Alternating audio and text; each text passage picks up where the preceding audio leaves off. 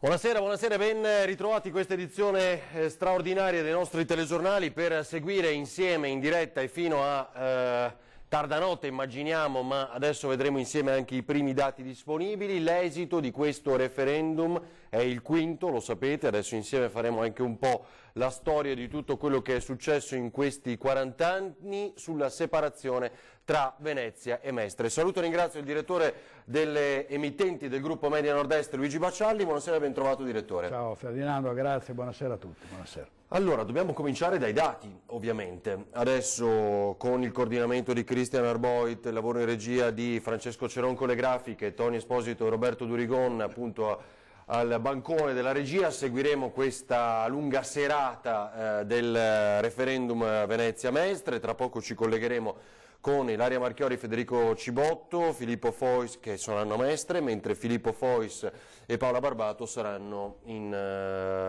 dall'altra parte dell'area contesa, cioè in Piazza San Marco a Venezia. Vediamo insieme i dati dell'ultima affluenza che abbiamo, che è quella delle 19. Allora, il totale del comune quindi è 18,6%, ricordiamo che c'è un quorum, che quindi bisogna arrivare al 50% più 1 e che a Venezia, Murano e Burano era l'affluenza più alta, alle 19 col 26,1, qui c'è il dettaglio poi, no? A Lido e Pellestrina 25,4, a Favaro Veneto 13,4, a Mestre Carpenedo 16,3, a Chirignago Zelarino 14,2, a Marghera 11,4. È chiaro che, non l'abbiamo detto in questo primo minuto direttore, noi fino alle 23 non possiamo dire nulla, ci atteniamo, diciamo, a commentare, a guardare insieme questi dati che arrivano e a vivere insieme l'attesa, ma dicevamo riguarderemo anche la storia fino a qui. Ti chiedo Tony, puoi far rivedere questi dati perché partiamo proprio da questo con un commento del direttore Luigi Baccialli? Grazie. 18,6 totale comune. Intanto è bene ribadire quello che dicevi prima Ferdinando, cioè che come in altre circostanze del genere, quando siamo partiti prima della chiusura delle urne per dare comunque conto di quanto sta accadendo, il clima, l'affluenza, non possiamo esprimere pareri e chiedere pareri anche all'esterno con i nostri collegamenti. Quindi dobbiamo essere molto assettici, imparziali, è la linea che ha sempre contraddistinto la nostra attività, quella sotto elezioni, di non dare mai, non schierarsi mai da una parte o dall'altra, dar voce a tutti, è quello che abbiamo fatto anche in queste circostanze. Tra l'altro abbiamo dato conto di due grandi appuntamenti che hanno visto confluire prima al Teatro Goldoni a Venezia e poi al Teatro Corso a Mestre in rapida successione centinaia di veneti, di veneziani e di mestrini, ma c'era anche gente che veniva da fuori città perché è stato un dibattito che ha suscitato molto interesse. Abbiamo e rivedremo stasera anche alcuni pezzi, alcuni brani di quello. Alcuni brani con degli scontri vivacissimi tra sostenitori della separazione e oppositori e certo considerando l'affluenza, il dato dell'affluenza, diciamo che questo dato dell'affluenza non corrisponde a quella tensione che si era percepita, si era notata in questi ultimi giorni soprattutto, e quindi avremo modo così di parlarne ancora e di cercare di valutare qualsiasi tipo di elemento in questa consultazione. Allora intanto se potesse essere utile anche nel giudicare e valutare quello che è l'andamento, quindi la tendenza alle 12, che poi 12:20 è stato diffuso il dato oggi, l'affluenza era del 7,23% e parliamo sempre del dato generale, quindi diciamo che tra le 12 e le 19 un altro 11% è andato a votare in queste ore. Poi è chiaro che si è pensato anche quale giornata fosse a Venezia oggi, che clima ci fosse, vedo già inquadrato Filippo Fois con Paola Barbato in piazza San Marco e anche lì piove. Oggi mi sembrava fosse una bella giornata a Venezia, no? Poi nella sera... Ma diciamo non è stato un granché, l'unica nota positiva è l'acqua non alta ma bassa, ecco. Se non altro dopo l'apocalisse, diciamo, sono giorni in cui la marea... Certo, la marea dei votanti non è stata alta, no? Se volessimo fare una metafora climatica potremmo dire che certo questa affluenza, almeno questo dato, perché poi non è detto che in queste prossime ore l'affluenza non cresca, tanti stanno tornando dal giro, dalla qualche gita domenicale, anche se il tempo ovviamente era inclemente, c'è tantissima gente, abbiamo visto nei centri commerciali, se si va alla Nave de Vero, alle porte di Mestre, insomma a Marghera, si vedono migliaia di persone che sono, quindi non è escluso che tanta gente che non è ancora andata a votare lo faccia in queste ultime ore. Allora, dunque, prima di rivedere con la scheda di Nicola Zanetti quella che è stata la storia dei referendum fino alla giornata di oggi, si sta celebrando il quinto referendum del quale fino alle 23, quindi ancora per un'ora e 40, possiamo dire poco o nulla, a parte il dato dell'affluenza che stiamo scoprendo e valutando insieme. Andiamo, no? Tony, andiamo pure da Filippo Fois e Paola Barbato che ho visto inquadrati. Ecco Filippo, non possiamo dire nulla, che cosa ci vuoi dire? Vorrei dirvi che non c'è la quarta, come diceva il direttore, per cui un assente già c'è per fortuna. È proprio è una domenica sera in cui fa piuttosto freddo, possiamo dire che è arrivato l'inverno, c'è pochissima gente in piazza, non so se riuscite a vedere, ci sono proprio solamente alcuni sparuti turisti, anche per strada abbiamo incontrato poche persone. Possiamo parlare del dato dell'affluenza, se volete, che a Venezia è stato lievemente più alto rispetto a quello che si sta registrando nell'entroterra, ed effettivamente, come sentivo diceva anche il nostro direttore, è un dato che non corrisponde è un po' una sorpresa rispetto ai dibattiti che abbiamo testimoniato in questo periodo, nel senso che sembrava un quesito, ed è un quesito evidentemente molto sentito, perché se ne è continuato a parlare da un mese, da quando più o meno è cominciata la campagna elettorale, addirittura per chi è veneziano, Mestrino lo saprà, sono addirittura quasi rovinate delle amicizie da quanto questo dibattito è stato vivace in queste settimane. Poi però, almeno per quello che riguarda i dati, voi avete citato quello di mezzogiorno, il riscontro nelle urne in questo momento, poi naturalmente siamo ancora a urne aperte e ne parleremo dopo le 11 quando saremo davanti ai risultati, insomma c'è una certa contraddizione tra queste due cose. Sì. Allora Filippo, giusto per capire, poi ci spostiamo da Ilaria Marchiori e Federico Cibotto, tu che farai? Sì. Ti aggiri un po' per la parte storica? Ma guarda, sì, esatto, fino alle 11 naturalmente noi continueremo un po' a girare, poi ci trasferiremo in vari quartieri, ce ne sono diversi di quartieri generali, perché sono molte le associazioni che si sono impegnate in questa campagna elettorale. Noi qui in piazza San Marco siamo quasi più o meno al centro, a una distanza uguale, tra 2 o 3 sedi che ci hanno segnalato, nelle quali ci recheremo naturalmente una volta che comincerà lo spoglio. Bene, chiaro. Grazie a Filippo Fois. Allora, prima di collegarci con Ilaria Marchiori, ce lo direte anche voi quando siamo pronti, cosa dice direttore? Riguardiamo un po' la storia? Anche sì, direi di sì, perché trattandosi del quinto tentativo e di 4 vittorie del no, è bene ricostruire la storia di questi ultimi anni. Io, per esempio, sono stato a Venezia dal 2001 e c'erano i sindaci Paolo Costa, poi è arrivato Massimo Cacciari e poi Orsoni.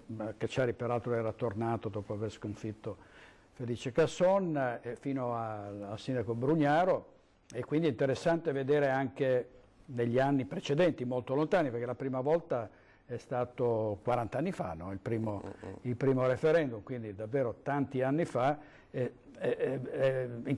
Sarà interessante vedere che cosa è successo nel frattempo e come si sono avvicendate queste consultazioni. Sì, anche perché appunto noi abbiamo ricordato anche il ruolo dei sindaci, lo faremo questa sera, abbiamo preparato, pescando negli archivi che di solito sfruttiamo con Lucio Zanonato per la trasmissione 40, la storia di Venezia, anche dei referendum, di quello che possiamo mostrare che è stato, ecco, di quello che è stato. Dunque, vediamo nel servizio curato da Nicola Zanetti la storia del referendum.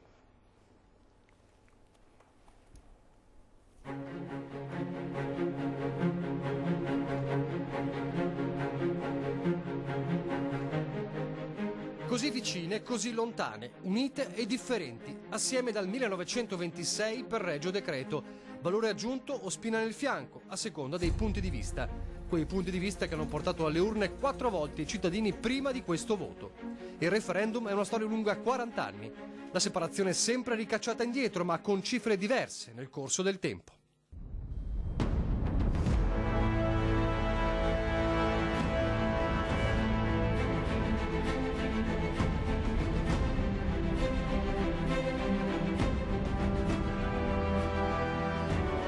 La prima velleità separatista arriva in pieni anni di piombo, anni di tensione che il territorio sconterà in modo pesante con gli omicidi di Sergio Gori, del commissario Alfredo Albanese, di Giuseppe Tagliercio all'alba degli anni '80. Poco prima, nel 1979, si vota. Il sindaco è il socialista Mario Rigo. La campagna elettorale è tosta, accesa, si parla di svolte epocali in un senso o nell'altro e l'affluenza notevole, il 79% degli elettori sull'onda della novità. Ciò che esce dalle urne è però un risultato netto. Gli unionisti raccolgono il 72,3% delle preferenze, lasciando ai separatisti il 27,7%. Uno schiaffo chiaro che non cancella la voglia di ripetere l'esperienza, ma la anestetizza a lungo.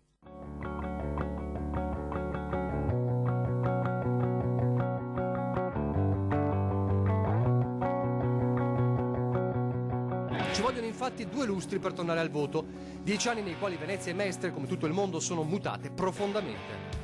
1989, l'anno dei cambiamenti epocali a partire dal crollo del muro di Berlino. Il 25 giugno i separatisti ci riprovano sotto l'amministrazione del sindaco Antonio Casellati. E rispetto a 10 anni prima la posizione dei partiti, granitica per l'Unione nel 79, è molto più incerta e nebulosa. È anche forse per questo che sì, l'Unione vince, ma lo fa con il 57,8%, lasciando ai separatisti un ragguardevole 42,2%, ben diverso dalle cifre della prima consultazione. Margine ridotto, ulteriore spinta a riprovarci, anche se molti cittadini cominciano a non volerne più sapere. Così il terzo referendum non arriva più dopo 10 anni, ma dopo appena 5, ma l'affluenza comincia a scendere, 67,93%. People are strange when you're a stranger. Faces look ugly when you're alone.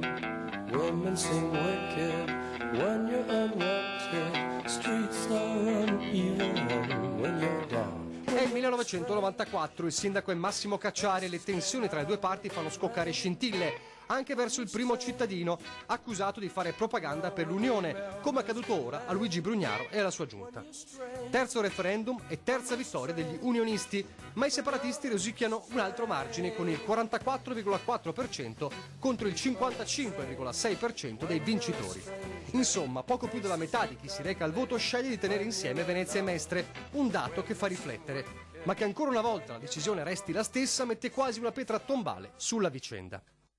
One of these days the ground will drop out from beneath your feet. La dimostrazione più chiara arriva 9 anni dopo, la quarta consultazione, la nuova spinta per cambiare il corso delle cose. Stavolta il sindaco è Paolo Costa e la campagna referendaria nuovamente si infiamma, ma naufraga proprio al momento del voto, quando in molti pensavano a un avvicinamento ulteriore.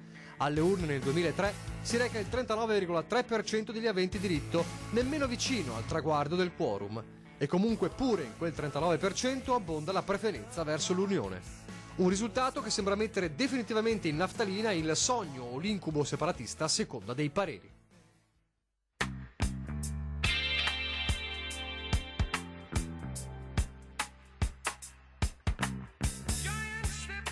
Almeno fino a questo 2019. 40 anni dopo il voto torna protagonista, il destino di Venezia e Mestre ancora una volta in mano ai cittadini.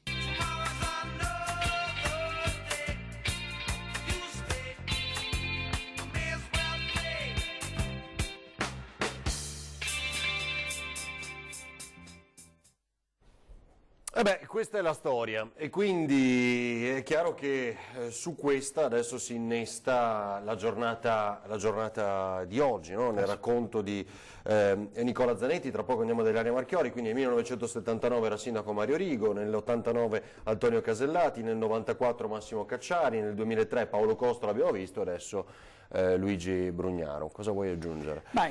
Poi ragioneremo ovviamente sulle forze in campo, no? Perché mentre in questi ultimi anni Venezia si è svuotata, questi sono i risultati di questi anni. Di questi anni, sì, anno per anno, possiamo anche rivederli.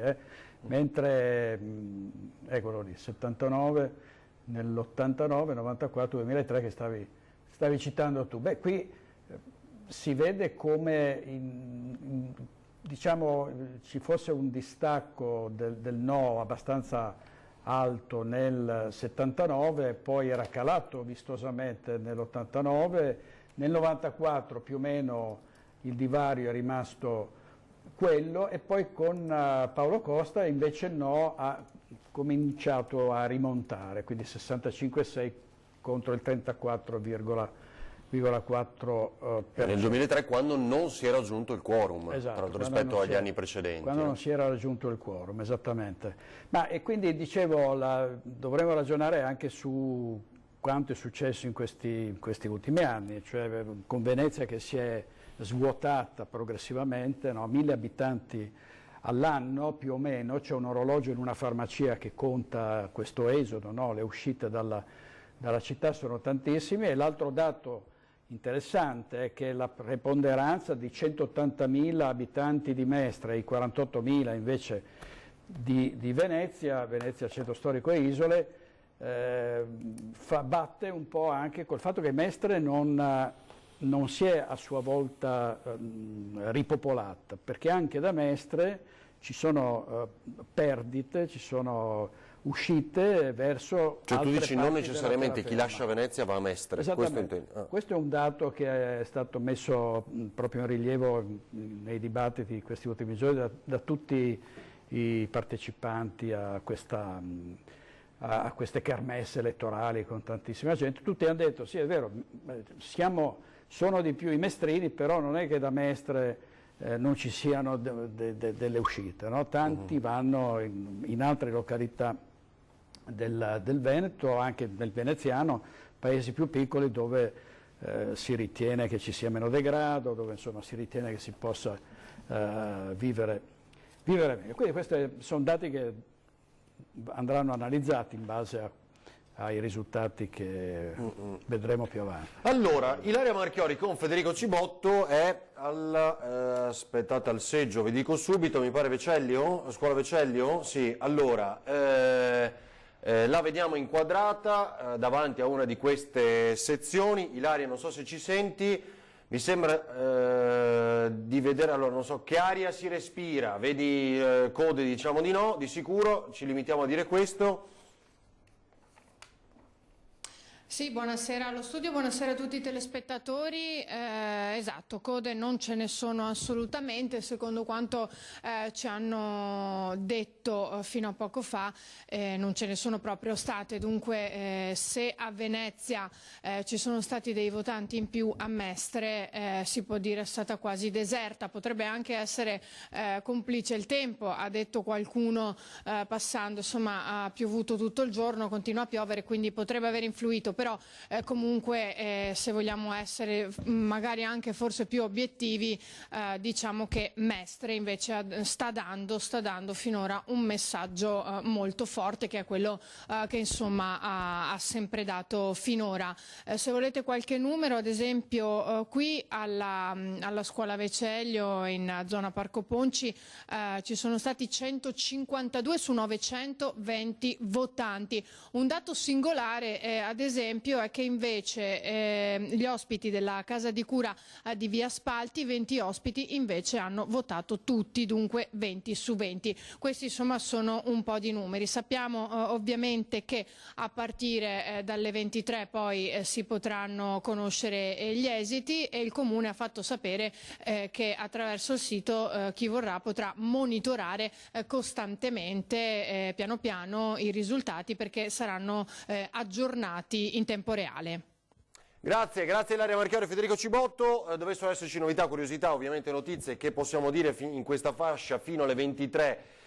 Ci colleghiamo di nuovo con voi. Non so, Tony, se puoi far vedere il computer, ed eccolo qui, insomma il sito web, eccolo, grazie, del Comune, con le percentuali sino ad adesso. Nelle 256 sezioni erano 14.009 i votanti circa alle 12, sono diventati 38.513 alle 19, poi la divisione, la suddivisione per zone e municipalità, come abbiamo mostrato poco fa nei dati. Allora abbiamo la prima pausa pubblicitaria, direttore, dopo torniamo indietro con la storia, facciamo vedere alcuni momenti di acceso dibattito nella nostra scaletta pescato negli archivi.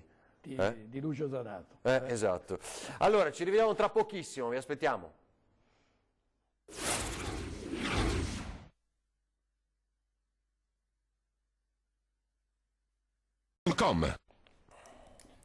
Allora, torniamo in diretta con questa edizione straordinaria per seguire l'esito di questo quinto referendum sulla separazione di Venezia e Mestre. Ricordo, fino alle 23 possiamo commentare quello che sappiamo nel rispetto ovviamente delle parti, e che è fondamentalmente il dato dell'affluenza al 18,6 alle ore 19. C'è un quorum, quindi a raggiungere il 50% scopriremo alle 23 che cosa è successo. Vi ricordo anche, se avete piacere, che siamo in diretta streaming non solo sul nostro sito web e sull'app, ma anche sulla pagina Facebook di Antena 3, quindi lì potete lasciare commenti e domande anche per il nostro direttore e gli ospiti che ci raggiungeranno alle 23, quindi a quando a quel punto saremo liberi. Sì, e avremo Silvia Mimmo per il fronte del no, e invece Maria Laura Faccini per il fronte del sì. Avremo verso le 23, dicevi. Allora, quindi questo archivio di Lucio Zanato della nostra trasmissione 40, che ovviamente riguarda non solo Padova, Treviso ovviamente, come sapete, vedete ogni venerdì sera alle 21:15,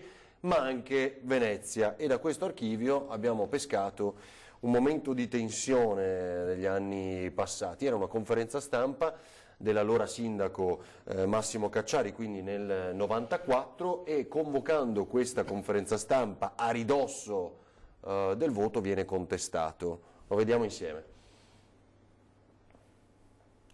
Il comitato promotore è un comitato di cittadini, come il comitato, io ho avvisato, come parte del sindaco, ma io ho avvisato tutti insieme, ho convocato una conferenza stampa, non sono andato da un partito o da un altro a avvisare il primo, ho convocato una conferenza stampa perché i giornali avvisino in contemporanea tutti i cittadini di questo pasticcio che avete combinato, voi e la regione. Insieme, non sono andato prima al comitato per una città o l'altra, sono andati insieme. Da voi dovevo andare prima, non sono andato prima. Bastia, io avviso tutti insieme, ha capito? Non avviso voi prima del comitato per una città o un partito per un altro, avviso tutti insieme. State facendo propaganda per noi. Ma che cosa dice? Venga a chiedere, non nessuno dalle parti, capisce? Venga a vedere i pasticci che avete combinato.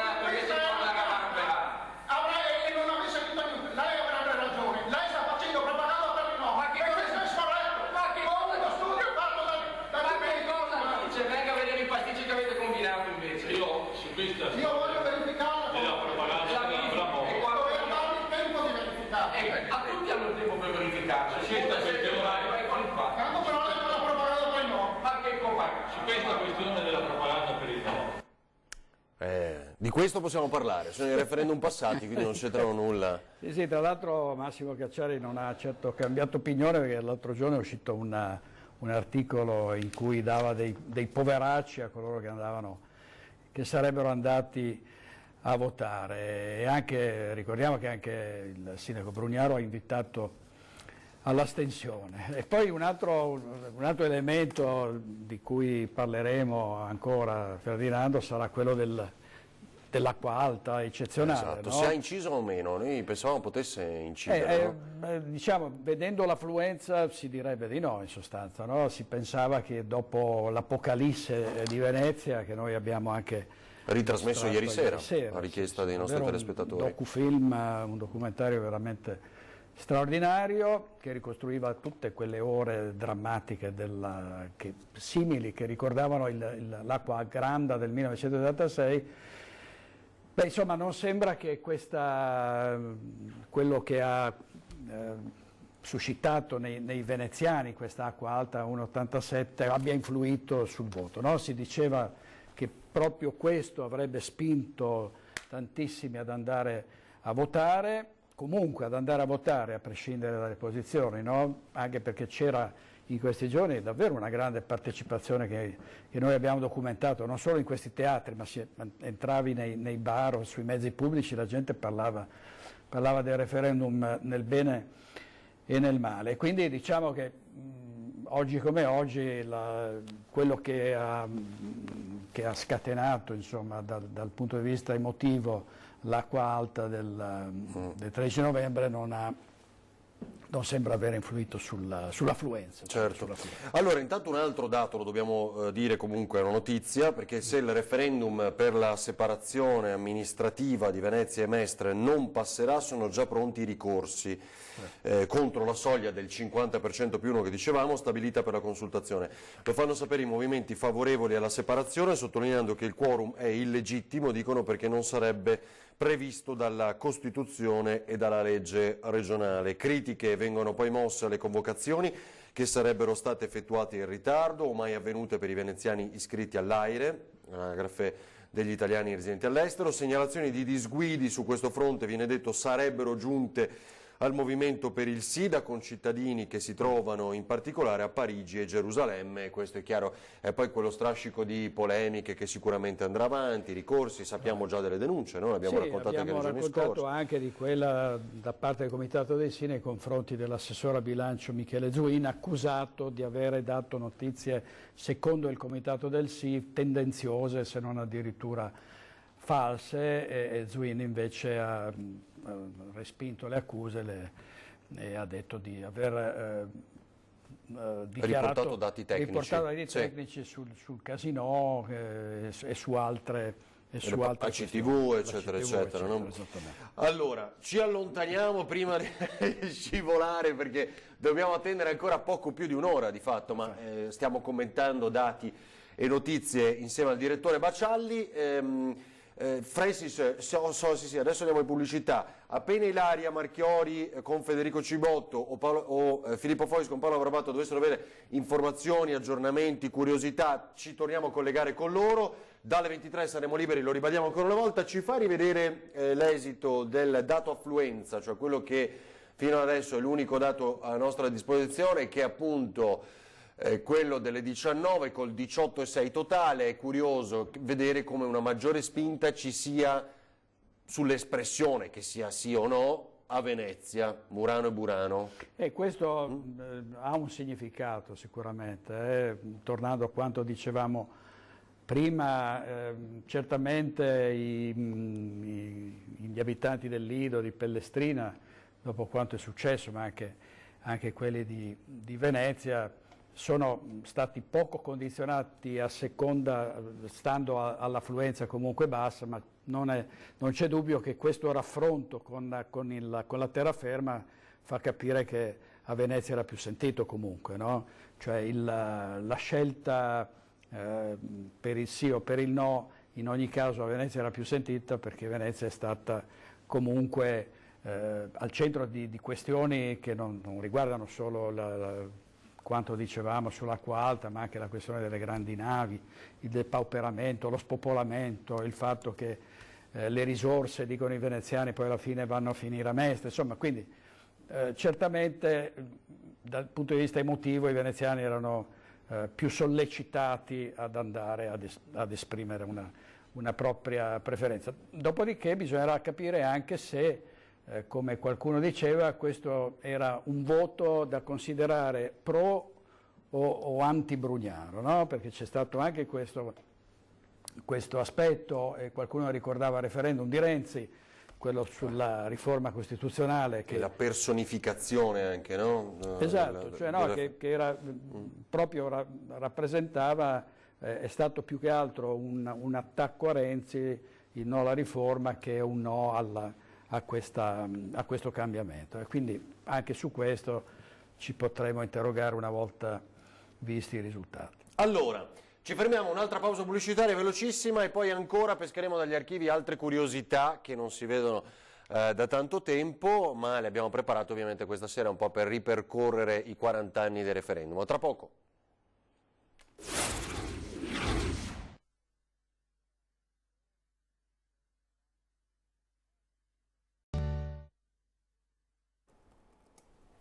Allora, torniamo in diretta con questa edizione straordinaria dedicata al referendum sulla separazione tra Venezia e Mestre. Intanto vedo qualche aggiornamento, tra poco lo leggeremo insieme. Vediamo questo avvocato D'Elia che sempre nel 94, pescato nei nostri archivi, accusava appunto Cacciari, parliamo dei referendum precedenti, e così parlava ai microfoni di Antena 3.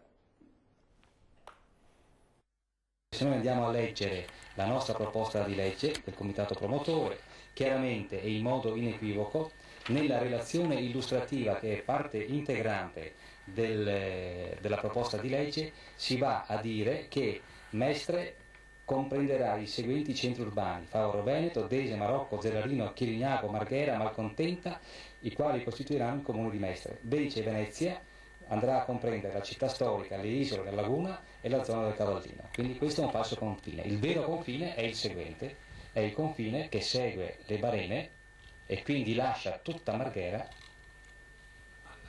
alla terraferma.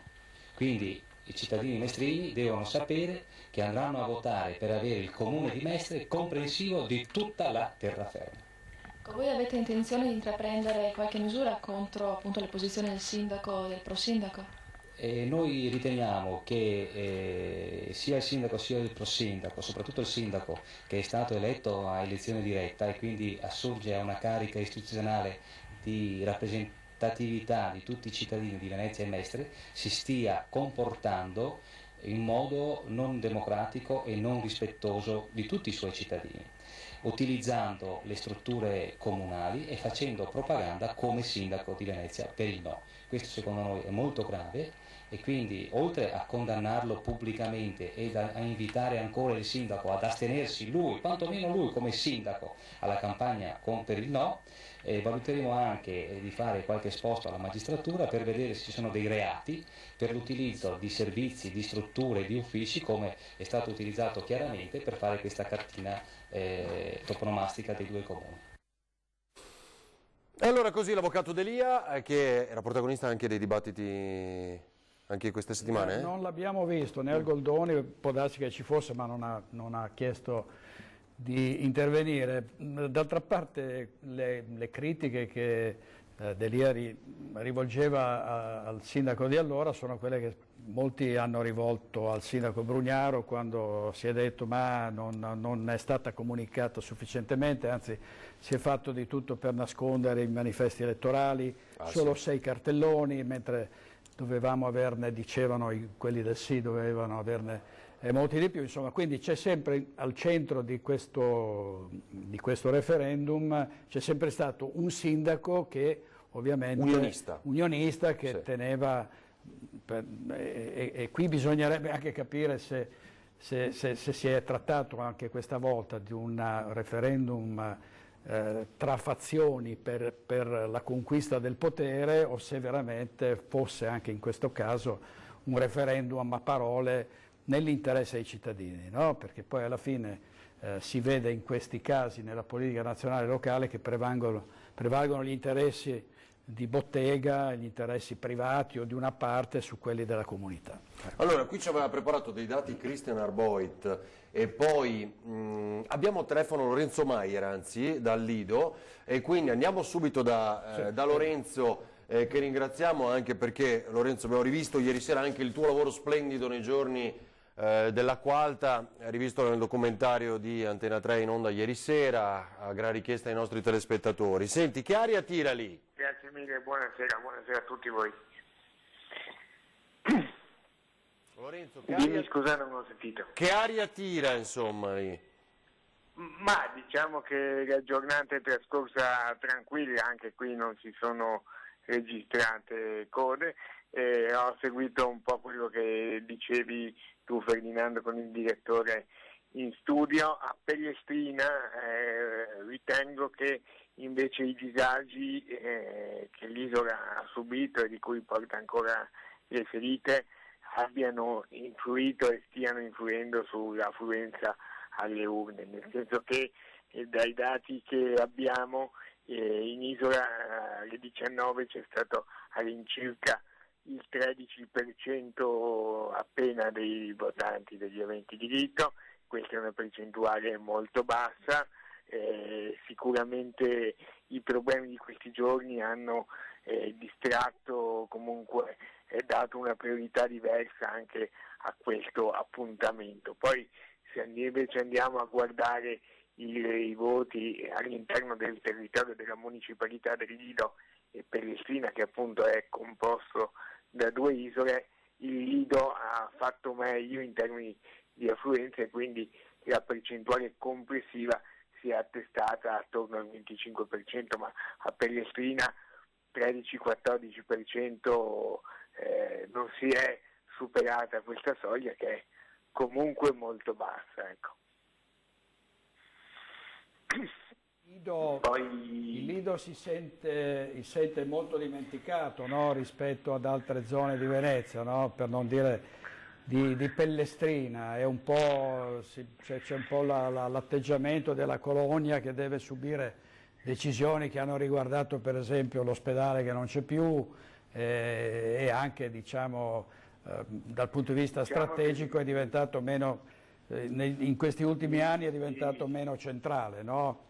Il Lido certamente vive un po' quello che si sta vivendo anche un po' a Venezia, no? Nel senso che l'isola indubbiamente ha perso funzioni, il casinò, pensiamo al casinò aperto fino all'inizio degli anni 2000, ha perso servizi importanti come quello dell'ex Supermare. Oltretutto poi a fronte di queste perdite non c'è stata una contestuale o comunque rapida riattivazione di altre cose, per cui questi contenitori, pensiamo per esempio anche all'Hotel de Ben, che è un po' il simbolo del Lido, è chiuso ormai da 11 anni per un progetto di riconversione annunciato sulla carta da 150 milioni di euro, ma poi fermato perché non c'era neanche un euro per far andare avanti il cantiere. Quindi sono diventati un po' edifici vuoti, cattedrali nel deserto, che certamente per l'isola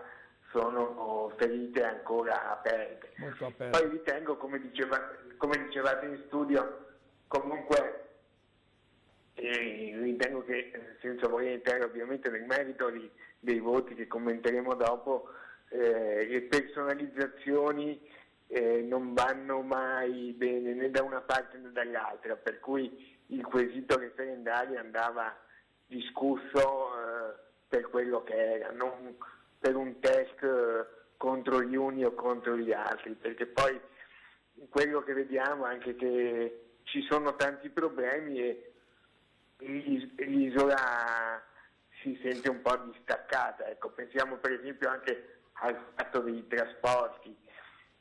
Tuttora dopo 15 giorni, più di 15 giorni, quasi 3 settimane dalla drammatica acqua alta, ci sono ancora problemi nei pontili come ci sono anche nel centro storico di Venezia, per cui sono segnali che rischiano di far diventare un po' la politica o sentire la politica come distante dal problema dei cittadini. Certamente l'acqua alta, soprattutto per Pellestrina, sta influendo sull'affluenza. In effetti si vede da questo dato che diverge dagli altri in altre parti di Venezia e anche soprattutto dal terraferma. Senti, cosa ho sentito l'altro giorno un mestrino dire: qui se mi viene un infarto ci lascio la pelle, perché non essendoci più un ospedale al Lido mi pare che debba arrivare un'ambulanza da Venezia, l'elicottero in casi, diciamo, in casi di emergenza. Com'è la situazione lì da questo punto di vista? Purtroppo il problema è che a Lido non esiste più, come sappiamo bene, un ospedale, ma c'è un distretto sanitario, che significa essenzialmente ci sono degli ambulatori e un punto di primo intervento, che però è un punto di primo intervento che che non ha alle spalle ovviamente un ospedale strutturato, per cui non solo per i casi più problematici, che sono insomma quelli più anche importanti, ma anche per le cose diciamo di media gravità non c'è un servizio adeguato per quanto riguarda le urgenze. Ecco, c'è un ospedale X San Camillo che è molto quotato anche perché è riconosciuto dal Ministero come centro di ricerca, ma che non interviene sulle emergenze, ma sui pazienti che devono fare riabilitazione o comunque non sulle emergenze, ecco, per cui anche questo è un problema. Certo. Si parlava prima dell'ospedale al mare, c'è un progetto da 132 milioni di euro che adesso Cassa Depositi e Prestiti ormai da qualche anno dice di avere pronta la riconversione della struttura in 2 resort e dovrebbe con questi 2 resort anche creare una nuova struttura sanitaria, però al momento non si è visto ancora niente, perché ovviamente sono progetti milionari e si fa molta fatica a vedere qualche risultato, per cui anche questo è problematico. D'estate per un verso, perché comunque d'estate ci sono le spiagge, c'è un minimo di turismo eccetera, o durante la mostra del cinema, ma anche d'inverno, quando proprio perché queste attenzioni si spendono, l'isola si sente ancora di più guarnita. Certo. Lorenzo, grazie per questi tuoi aggiornamenti, ovviamente dovessero esserci altre novità, torniamo a collegarci con te, grazie e buon lavoro. Lorenzo Maier. Allora, prima di leggere altri dati, tra poco torniamo da Filippo Fois, zona Piazza San Marco, con Paola Barbato. È chiaro che ci spingiamo fin quello che possiamo dire, mancano 58 minuti alla chiusura dei seggi e vi ricordo fino a quel momento non possiamo dire molto, ma dopo ci sfogheremo, anche perché è chiaro che da qui in avanti bisogna, cioè lo sguardo è posto sulle elezioni comunali a Venezia. Ah, non c'è dubbio, non c'è e quindi si innesta in quel dibattito lì, quello che sta succedendo, che può succedere nella giornata di oggi. Quello è un dato fondamentale, certo, e il voto di oggi influenzerà sicuramente gli amministrativi, su questo non c'è nessun dubbio. Ovviamente altro fattore che ha un peso in queste circostanze è quello della questione dei turisti, no? Se ne parlava addirittura ancora nel 1987 proprio sulla questione dei turisti a Venezia, quando, pensate, nell'87 eravamo ben lontani dai 30 milioni di visitatori di questi anni, no? 30 milioni di turisti che arrivano e assediano la città, spesso dormono in terraferma, quindi è un turismo mordi e fuggi, con grande scorno da parte dei veneziani, che dicono bisogna pensare a un altro modo di fare accoglienza in questa città. Vediamo il servizio proprio sulla questione dei turisti a Venezia nell'87. Punto 7? Sì. Il punto 7, la questione turisti a Venezia. Se ce l'abbiamo. Giusto? Anche perché ovviamente abbiamo pescato gli archivi, lo dicevamo. Tony, facci sapere se è pronto e lo possiamo vedere insieme. Tu dicevi questo tema che è ricorrente. Sì, che è ricorrente anche in questo caso. I rappresentanti del Sì del No hanno detto non possiamo mica andare a Piazzale Roma. nell'87. Guardate che immagini straordinarie. Quasi riconoscibili. Sì. Vediamo. Separare il traffico turistico da quello locale, collegare via computer le agenzie di viaggio e i tour operator, migliorare il servizio trasporto al Cavallino e a San Giuliano. È questa in breve la ricetta del Partito Comunista per far fronte all'assalto dei turisti a Venezia. Le proposte del PC sono state presentate questo pomeriggio nel corso di una conferenza stampa. Molte delle idee espresse dal Partito Comunista ricalcano quelle della Giunta Comunale. La diversità, secondo Guido Moriotto, segretario comunale del partito, sta nella necessità di renderle subito operative. Non aspettare quindi che la stagione turistica inizi.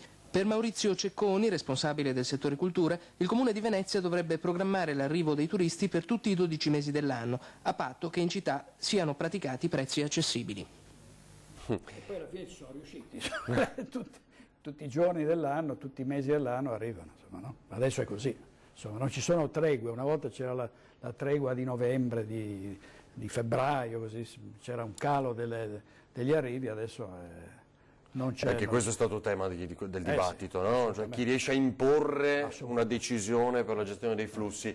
Allora, pubblicità adesso, no, allora andiamo da Filippo Fois, lo vedo inquadrato, si è spostato in un seggio, credo, no? Quindi da Piazza San Marco a un seggio. Dove sei, Filippo? Dunque, siamo sempre in Sestiere di San Marco, la scuola si chiama Dante Alighieri, è una scuola media che si trova vicino al ponte dell'Accademia, vicino a Campo Sant'Angelo, a Campo Santo Stefano. Vedete, siamo proprio nel cuore elettorale, perché se si riesce a inquadrare, Paola, qui vedete che la sezione numero 3, alle mie spalle c'è la sezione numero 4, per cui siamo proprio nel cuore delle sezioni veneziane. Bene, ci siamo fatti calcolare già il dato delle presenze per quello che riguarda, il dato dell'affluenza per quello che riguarda queste elezioni, quindi proprio il dato reale, ed è 37,5%, quasi 38%, ci hanno detto, un po' a spanne, ma comunque hanno fatto dei calcoli. Ci sono state due ondate, ci hanno raccontato, una prima attorno alle 10 di mattina e una seconda poco dopo l'ora di pranzo. Lì effettivamente si è vista parecchia gente a votare, il resto del periodo invece è stato, diciamo, più alla spicciolata. Da circa un'ora invece, prima avete visto passare una signora al mio fianco forse, da circa un'ora invece si vedono pochissimi votanti. Poco fa sono arrivati due giovani, due ragazzi, adesso questa signora, ma sostanzialmente diciamo che il dato è destinato a rimanere quello, vale a dire saremo sul 38% più o meno di elettori. Sembra poco, e vedete che la scuola è deserta, ma io credo che si tratti di uno dei dati più alti del Comune di Venezia. Esatto, Filippo, scusa, questo dato che tu ci stai riportando è solo Venezia, in base a quello che ti hanno detto lì? No, questo dato che vi sto riportando è questa sezione. Okay. Ci siamo fatti calcolare proprio il dato dell'affluenza da parte dei presidenti di seggio. Ok, bravissimo, perfetto. Qui un dato puntuale aggiornato proprio all'ultimo votante che avete visto andare fuori. Esatto, anche con le previsioni future. Presumo, rispetto a quello che insomma si sente in giro. Va bene. Sì, perché oramai, adesso vedo dall'orologio, sono le 10, quasi le 10:10, e dice che si vede poca gente, diciamo che forse arriveranno, ma insomma stanno arrivando alla spicciolata gli ultimi elettori. No, non c'è stato il rush finale, insomma non sembra che ci sia un rush finale come qualcuno aveva in qualche modo ipotizzato, no? Delle volte tornano all'ultimo momento. No, ancora gli concediamo Gli concediamo una cinquantina di minuti, ma al momento sembra tutto tranquillo. Va bene, allora torniamo a collegarci da te tra poco, mi raccomando. Grazie a Filippo Fois e Paola Barbato. Non mi ricordo, c'era la pubblicità, Tony, sì, vero? Andiamo alla pubblicità, allora pochi istanti e poi ancora dagli archivi peschiamo qualche chicca per rivivere la storia di questa regione, di Venezia in particolar modo. Tra poco.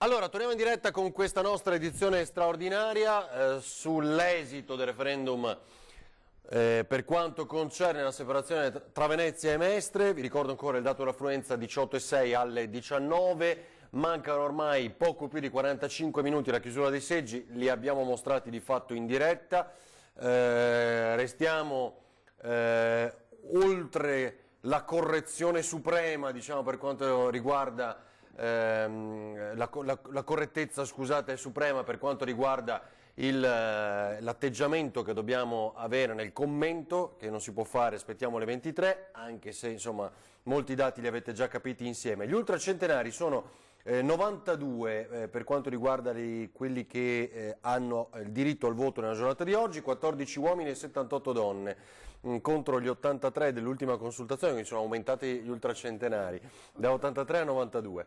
Il maggior numero di ultracentenari si registra nella municipalità di Mestre Carpenedo con 41, seguita da Venezia Murano Burano 27, Lido Pellestrina 11, Favaro 6, Marghera 4, Chirignago Zelarino 3. Quindi Mestre Carpenedo 41. I diciottenni al primo voto sono invece 1074 i giovani chiamati al voto, 579 ragazzi, 495 ragazze. Tra poco ci colleghiamo. Cosa abbiamo pescato ancora dagli archivi? Ma adesso si parlava vediamo, direi, vediamo l'ex assessore al decoro Augusto Salvadori che aveva lanciato gli angeli del decoro in piazza San Marco. Volevo solo aggiungere a quello che dicevi, Ferdinando, che in effetti l'invecchiamento della popolazione ha determinato anche l'uscita da Venezia, centro storico, di tanti anziani, no? Perché a Venezia non ci sono gli ascensori, ci sono le scale spesso molto ripide, i vaporetti, insomma bisogna fare molta strada a piedi, quindi tantissime persone sono andate per questi ed altri motivi, anche per motivi economici, no? Sono andati in terraferma, dove certamente per quanto riguarda gli affitti e i costi in generale sono più bassi. No, dicevo, allora vediamo l'assessore Salvadori che controlla che chi utilizzava le scope in piazza San Marco facesse il suo lavoro. Vediamo.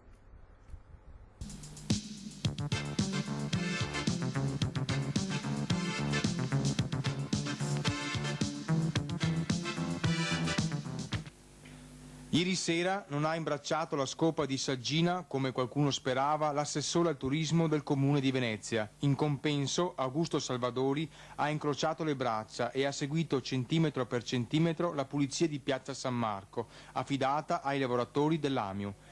Il lungo idrante, da cui usciva il violento getto d'acqua, si muoveva come un serpente sul pavimento del più bel salotto del mondo, fra gli stivali degli addetti al servizio. Uno spruzzo di qua, bene, mi raccomando, raschiate con la scopa, si permetteva ogni tanto di consigliare l'assessore. Sopra il muretto si vede da lontano che è sporco, sembrava dire lo sguardo di Salvadori, e i turisti che ieri pomeriggio si sono trovati ad assistere all'operazione lavaggio piazza San Marco, si sono messi a guardare, ovviamente. Dopotutto pulire le piazze è affare tutti i giorni, che si deve fare in tutte le civilissime città. È il motto, d'altronde, della campagna per il decoro della città dell'assessore al turismo. Piazza San Marco, tra l'altro, fino a 20 anni fa veniva sempre lavata all'imbrunire. È passato tanto di quel tempo che i rubinetti dell'acqua sotto l'ala napoleonica si sono aperti a fatica. Gli idranti comunque entreranno in funzione solo al mattino alle 6. Finita la parentesi dell'assessore Salvadori sul decoro, insomma si è tornati al punto di prima. Adesso devo dire, bisognerebbe fare un plauso a tutti i netturbini e gli operatori ecologici che sono straordinari. Tu li hai documentati nei giorni dell'acqua alta, che tiravano quel carretto, io non so con che forza, quando avevano l'acqua fino quasi alla cintura. Sì, andavano avanti comunque e partono prestissimo all'alba ed è raro trovare una carta per terra alle 8 del mattino, nel senso che tutto quello che poi i turisti lasciano, e lasciano parecchio materiale purtroppo, anche perché non è che ci siano tanti cestini, cioè se tu devi buttare via una bottiglia di plastica o una crosta di pizza, non sai bene dove mettere, perché i cestini sono pochi e sono... Per esempio, se si cammina dall'Accademia alla Salute, ne trovi uno alla Salute, per cui per esempio chi ha un cane e gira con il sacchettino, no? Certo. e lo deve portare fino alla Salute, quindi significa farsi 1 chilometro di strada. E poi l'altra cosa, per quanto riguarda il decoro, è che giustamente si criticano quelli che mangiano per terra, ma dove potrà mai sedersi un turista in una città in cui non c'è l'ombra di una panchina? Cioè, nell'arredo urbano di tante città anche del Veneto ci sono, se non panchine, dei posti dove tu puoi in qualche modo poggiare le terga civilmente, no? E eventualmente bere qualcosa, certo. No? No, perché poi vengono puntualmente immortalati, no? E quindi noi poi diffondiamo queste immagini, per esempio lo fa Venezia.com, sempre molto critica ma costruttiva. Venezia non è Disneyland, per esempio, le possiamo anche vedere queste foto, no? Dei ragazzi che animano questo gruppo Facebook e non solo, insomma hanno una buona diffusione e come vedete qua a Rialto documentano quello che viene lasciato dai turisti, questo in un'altra stagione, come potrete immaginare da pantaloncini corti e maglietta, qui si sdraiano in piazza San Marco, chi addirittura utilizza un fornelletto da campeggio per preparare il pranzo, probabilmente risparmiare qualche soldo. Poi ci sono immagini storiche, questi sono i danni, se non vado errato, dell'acqua alta dei 187 cm, l'omaggio agli uomini del 118 al lavoro in quei giorni, l'abbiamo visto più volte e raccontato anche noi. Bene se resiste. È vero, pensavo mentre ti ascoltavo, direttore, che in effetti anche il tema dei cestini forse è legato alla sicurezza, no? Quindi la difficoltà di controllarne tanti, perché non si sa mai chi potrebbe abbandonare. Sì, non c'è dubbio, c'è anche questo elemento. D'altra parte adesso con Brugnaro è iniziata anche una raccolta, e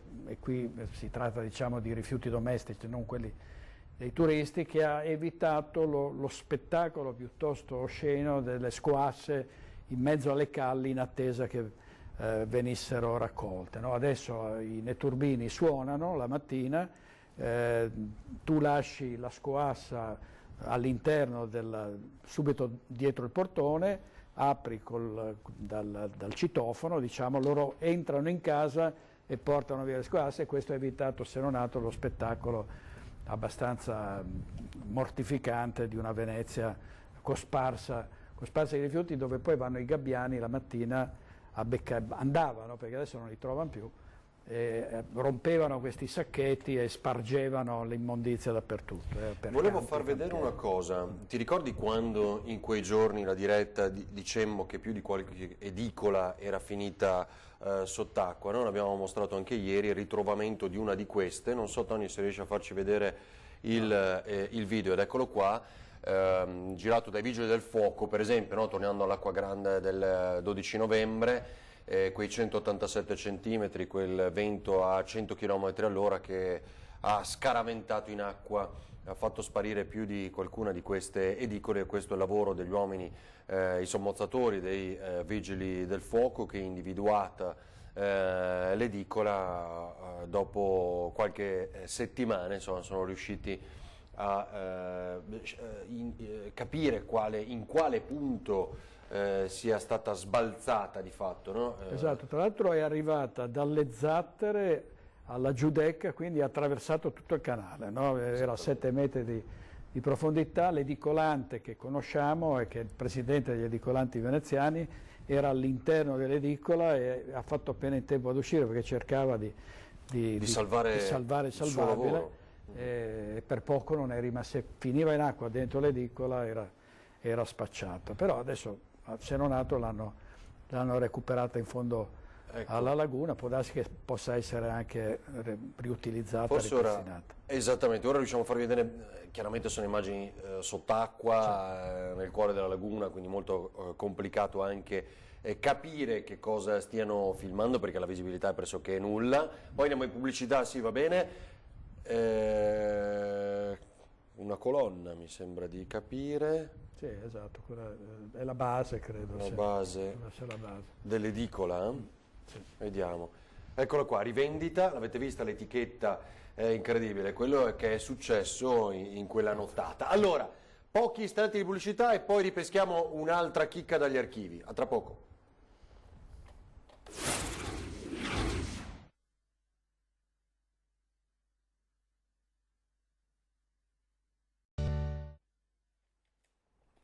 Allora, torniamo in diretta, separazione Venezia Mestre, dunque 34 minuti meno, anzi ormai, alla chiusura dei seggi, quindi sapremo tra 34 minuti quello che succede. Vedo inquadrate Ilaria Marchiori, un altro seggio. Ilaria, dove siete adesso?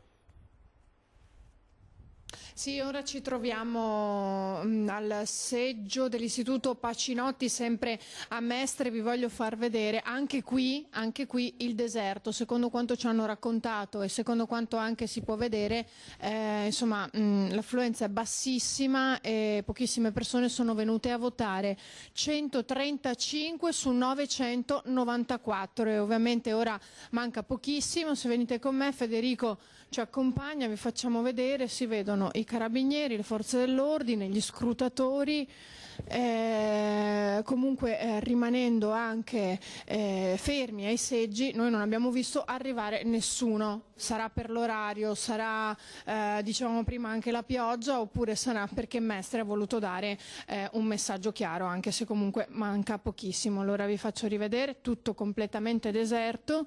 Adesso proviamo anche a vedere se qualcuno ci può dire com'è andata questa giornata, ci può anche magari provare a dare qualche dettaglio. Venite con me. Forse riusciamo a sentire uno scrutatore, dice quindi Ilaria Marchiori, credo. Sì, penso di sì. Eccoci qui. Permesso, buonasera, eccoci qui. Siamo entrati all'interno di un seggio. Ecco, magari... Sì, no, questo mi chiedono dallo studio, di sicuro non disturbiamo, ecco, possiamo sentirci. Ecco, lei è il Presidente. Allora, Presidente, questa giornata qui al Pacinotti com'è andata? Direi bene, nel senso che purtroppo la poca affluenza non ci ha consentito di esprimere al massimo il nostro lavoro, quindi siamo stati abbastanza poco impegnati. Per il resto direi che non ci sono stati nessun tipo di problema. Insomma, avete lavorato poco, no? Rispetto a tante altre... Esatto, molto meno in tante altre occasioni, ecco, tutto là. Ecco, Mestre si è dimostrata, ha voluto dare il messaggio ben chiaro. Ora non possiamo dire cose troppo, non possiamo esprimerci troppo perché non sono ancora le 23, esatto. Però i dati che ci sono e anche quanto avete visto, o meglio non visto voi oggi, ha fatto capire questo. Sì, perlomeno qui nella nostra zona, nel nostro plesso qui, effettivamente la partecipazione è stata abbastanza scarsa. Direi che in tanti anni di onorato servizio è la prima volta che mi capitano percentuali così basse, di partecipazione, ed chiaramente non è stato solo un fatto episodico, ma evidentemente aveva una motivazione legata proprio alla scelta di non venire a votare, insomma. Ecco, proprio questo volevo chiedere, difficilmente le era capitata una situazione così? Decisamente no. In altri abbiamo fatto, perché è parecchi anni ormai che faccio questo tipo di servizio, e referendum, non ultimi anche questi legati alla separazione, ma con una così forte, perlomeno qui da noi, intendo dire, poi non mi sto allargando troppo, ma da noi così forte no, sicuramente è la prima volta che ci capita, anche perché questo plesso normalmente è di abitanti, di cittadini che rispondono in maniera molto importante al voto, e quindi vengono, partecipano, se sono venuti è perché evidentemente non credevano a questo tipo di referendum, tutto là. Sì, allora, sono davvero due flash, intanto 29 minuti alla chiusura dei seggi e abbiamo la pubblicità, ma ti chiedo due flash se puoi domandare al Presidente del seggio. Quindi lo scrutinio si fa comunque in entrambi i casi, anche se non si dovesse raggiungere il quorum, e mi sa che domani si va a lavorare perché finiranno presto. Certo. Allora mi chiedono dallo studio, lo scrutinio si farà comunque, anche se Assolutamente sì, noi non abbiamo avuto nessuna indicazione in senso contrario, quindi noi procederemo come al solito e si farà lo scrutinio. Ovviamente la differenza rispetto al passato o altre occasioni che sarà estremamente più celere, insomma. Quindi domani si va a lavorare regolarmente, fondamentalmente? Sì, chi va a lavorare regolarmente, assolutamente. Più o meno quanto pensa ci metterete? Perché abbiamo visto un numero, 135, Diciamo che in una mezz'oretta dovremo riuscire a portare il materiale al centro di raccolta della giustizia, insomma, quindi non penso, a meno che non ci siano situazioni particolari, ma non credo, insomma.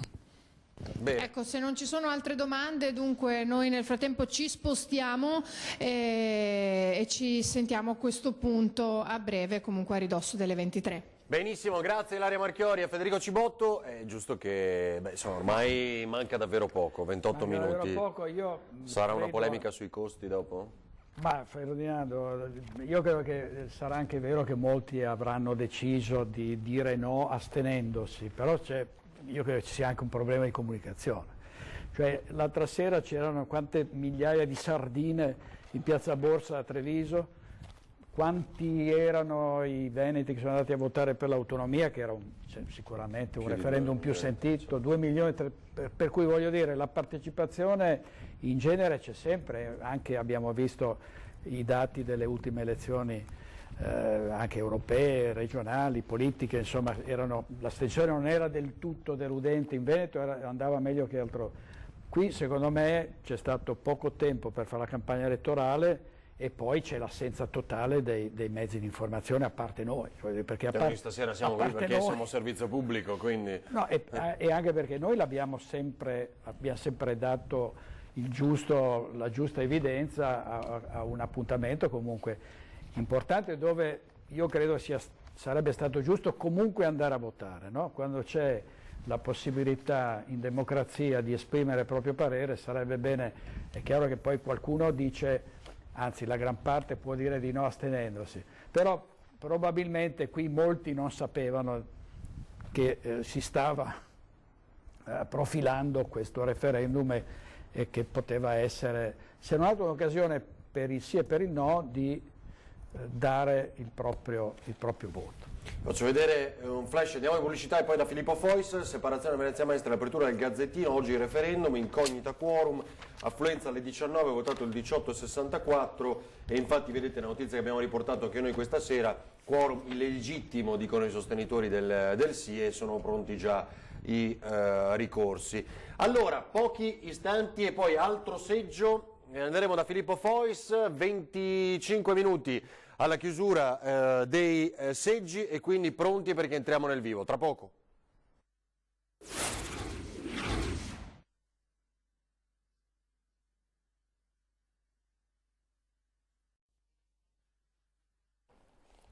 Allora, torniamo in diretta, bentrovati ancora, da quasi un'ora e mezza scaldiamo l'attesa per questo esito che ci sembra di capire abbia un indirizzo ormai scontato, ma aspettiamo 20 minuti con il direttore Luigi Bacialli a commentare tutto quello che sta accadendo. Adesso andiamo da Filippo Fois che è a Caffarsetti con Paola Barbato. Filippo.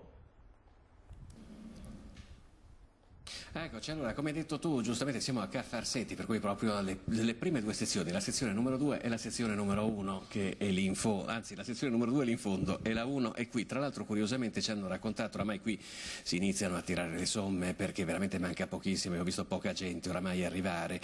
Curiosamente c'è una differenza abbastanza grossa di affluenza tra le due sezioni perché in questa sezione ha votato all'incirca il 27% degli aventi diritto, mentre in quella in fondo siamo arrivati al 35%, per cui c'è un 7% di differenza. Questo naturalmente non cambia quella che è la sostanza per quello che riguarda l'affluenza in genere a Venezia. Abbiamo visto prima la Dante Alighieri che invece erano arrivati circa 38% degli aventi diritto, quindi comunque a Venezia si conferma il luogo in cui si è registrata la più alta affluenza alle urne, ma rimane un'affluenza che oscilla in una forbice che va dal 30 al 38%. Poi naturalmente vedremo esattamente come è andata col dato globale quando inizierà lo spoglio. Qui come detto oramai non sta più arrivando nessuno, abbiamo visto giusto una persona arrivare, mancano 20 minuti per cui veramente ci rivedremo tra poco quando comincerà lo spoglio. Bene, grazie a Filippo Fois. Sono arrivati gli ospiti, dobbiamo attendere 20 minuti per correttezza, lo diciamo, no, direttore? Per correttezza sì, è una desolazione però vedere i nostri inviati lì in mezzo a questi corridoi deserti, insomma è abbastanza mortificante, no? Perché si spera sempre, insomma, in tutte le elezioni che ci sia un'affluenza molto alta e qui siamo proprio ai minimi storici. Tra poco avrai qui il vice direttore delle reti media nord-est Ferdinando Avarino, avrà qui Maria Laura Faccin per il comitato della Sì e Silvia Mimmo per il comitato del no, però ancora mancano meno di 20 minuti. Meno di 20 minuti. Allora, abbiamo guardato il jukebox, cosa scegli allora, io direi che dalla storia di Antenna 3 di questo territorio? Visto che avevamo parlato proprio a Venezia e anche recentemente con il presidente Zaia delle passerelle dei politici che sono arrivati a Venezia Tra critiche e anche così, parole di apprezzamento da alcuni che hanno detto ma in fondo vengono a Venezia per portare la loro solidarietà, altri dicevano no, vengono solo per farsi vedere e poi non combinano nulla. Le passerelle o comunque le visite dei big ci sono sempre state e adesso facciamo rivedere l'arrivo a Venezia nell'83 dell'allora Presidente della Repubblica Sandro Pertini, che parla della mostra di un suo amico, e poi c'è un bagno di folla che lo ripaga un po' delle difficoltà romane, e poi parla forse il Presidente della Repubblica più amato dagli italiani negli ultimi anni, parla anche di Venezia sempre in festa. Vediamo. Così Napoleone, quando fu qui con Dessé, no? E Dessé disse a Napoleone che bella sala da ballo sarebbe se ci fosse il soffitto. E Napoleone gli rispose, a questa sala, l'unico soffitto che si addice è il cielo stellato. Le è piaciuta la mostra? La mostra sì, mi è piaciuta, io amo molto San Tommaso. Era un suo amico, vero? Mio amico, ma questo prescindendo dalle amicizie, è un pittore naturalmente d'avanguardia, di primo ordine, San Tommaso. Anche se mi aveva promesso un quadro e poi che te l'ha venduto. E la gente di No, non me l'ha dato, non vale niente in confronto di quello che mi ha pregato. Ma io li voglio bene, lo ammiro lo stesso. Dell'accoglienza della gente di Venezia? Questo mi piace, questi bagni di umanità mi danno la forza poi per continuare, lei lo capisce, che poi vado a Roma e a Roma poi c'ho i guai io. È un momento difficile. È un momento difficile, ma bisogna sapere i momenti difficili. E questo calore della folla, questo entusiasmo, questo affetto mi dà la forza poi di affrontare problemi difficili e di andare avanti. Ma questa volta col bubone della mafia ne ha molto di coraggio per riuscire ad andare avanti. Bisogna saperla affrontare, perché il popolo italiano nella sua stragrande maggioranza è sano, e quindi bisogna difendere il popolo italiano. Quanto tempo ci vorrà per riuscire ad avere qualche novità in questo campo, nel settore della lotta alla mafia? Noi riusciremo, stiamo indagando, riusciremo poi a venirne a capo. Soddisfatto infine di questa visita a Venezia? Soddisfatto di questa visita a Venezia? Tanto, se io quando vengo a Venezia è sempre in festa. Grazie. Allora, così nell'intervista al Capo dello Stato Sandro Pertini, Tony, ci puoi far vedere anche le immagini, perché avevamo anche qualche immagine pescata dall'archivio, mi pare in più, eccolo qua, grazie, l'arrivo, immagino a Piazza San Marco. Direttore, avevi riconosciuto il sindaco? Mario Rigo, allora sindaco, eccolo lì, Mario Rigo, che è mancato pochi giorni fa. No? Ed eccolo qua, nelle immagini dell'archivio di Antena 3, che stiamo sfruttando molto e continueremo a farlo anche per i prossimi minuti in questa serata. Poi magari riproporremo anche la scheda di Nicola Zanetti che riepiloga tutti questi 40 anni, ve lo ricordo, in 4 pronunciamenti, 4 referendum precedenti, 3 su 4 hanno raggiunto il quorum, ma ha sempre comunque vinto il no. Questa sera sarà particolarmente curioso capire l'esito di questa ulteriore tornata elettorale, non solo nell'esito e quindi l'affluenza come primo dato, ma secondo anche capire poi qual è stato il segnale dato da quanti hanno scelto comunque di recarsi alle urne in questa giornata. Volevi parlare anche di Moto Ondoso? Perché poi sì, vediamo un altro documento, no? Perché di Moto Ondoso si parla così a corrente alternata, no? Ci sono periodi in cui si parla del Moto Ondoso, della necessità. Adesso, no? Come sì, tema. Esatto. Per il momento è rimasto così un po' nell'angolo, forse così in qualche modo sepolto da altre questioni più importanti e più sentite, come quella del Mose, che ancora non c'è, e delle grandi navi. Però anche qui vediamo dal nostro archivio quando se ne parlava, la prima volta che se ne parlava in qualche modo, ed era stato Italia Nostra, se non ricordo male, a parlare. Sì. Il servizio di Nico Pinto negli archivi di Antena 3, riprese di Michele Frappambina e il montaggio di Silvio Menegatto, così è giusto, guardate com'era la grafica una volta, vediamo. Un maglio continuo sulla città È il moto ondoso, danno perpetuo a cui, secondo 10 società veneziane, occorre porre rimedio prima che le fondamenta di Venezia si sbriciolino. Le associazioni di canottieri, Italia Nostra e Storia Nostro, hanno preparato un documento. In 7 punti illustrano le proposte per combattere il male della città. Innanzitutto la velocità dell'imbarcazione deve essere diminuita, così come quella dei mezzi pubblici. In alcuni canali la circolazione deve essere limitata. Per i mezzi acqui della CTV si deve studiare una diversa carenatura.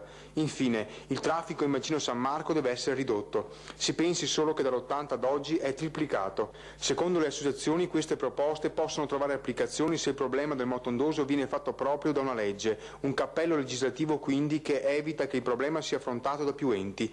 L'appello delle società remiere è stato inviato al prefetto, al sindaco, al magistrato alle acque e al consorzio Venezia Nuova. I danni provocati dal moto ondoso sono già evidenti, affermano i promotori dell'invito, ma un'indagine conoscitiva potrebbe rilevarne ancora di più i guasti. Allora così, anche questo tema che è sempre stato molto dibattuto nella Venezia di questi decenni.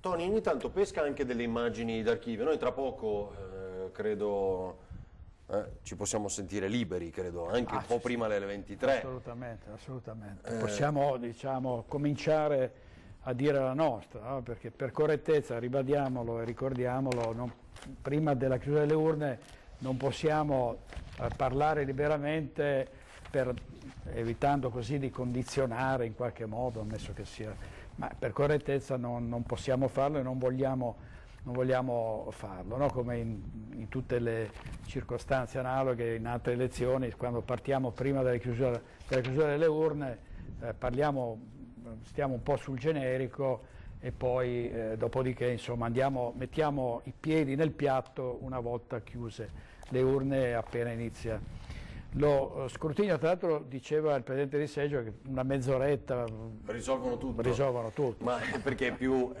cioè, ci sono maggiori lungaggini burocratiche di quanto tempo debbano impiegare ovviamente per lo spoglio, perché a questo punto con 135 schede, abbiamo visto su 954 in quella seggio che racchiude diverse sezioni, come avete sentito, almeno non ho capito se era un voto totale o solo di quella sezione. Ecco, tra l'altro queste sono immagini fresche arrivate pochi minuti fa, insomma, sul voto dei seggi nella giornata di oggi, immagini di Federico Cibotto, e anche queste rendono bene l'idea di quanto stiamo raccontando e analizzeremo tra poco più di 10 minuti. Allora sfruttiamo, ultima pausa pubblicitaria prima delle 23 e quindi poi saremo liberi, ci rivediamo tra pochissimo.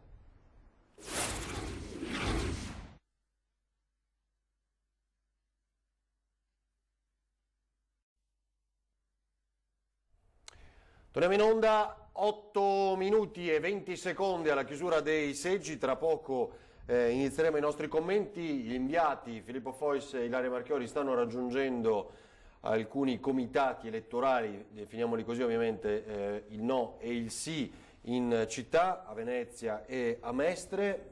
Si parlava di autonomia già nel 1987, siamo andati a pescare negli archivi anche questo. Si parlava di autonomia, di taglia federale, di federalismo, di decentramento dei poteri, e oggi ne parliamo tantissimo in attesa che da questa legge quadro del ministro Boccia se ne possa ricavare un'autonomia non azzoppata. Il Presidente Zaia sta facendo di tutto per arrivare a questo risultato dopo il lavoro del Ministro Erika Stefani, della delegazione trattanti. Insomma è un percorso ancora lungo, ma il Veneto non molla la presa, e se ne parlava già nell'87.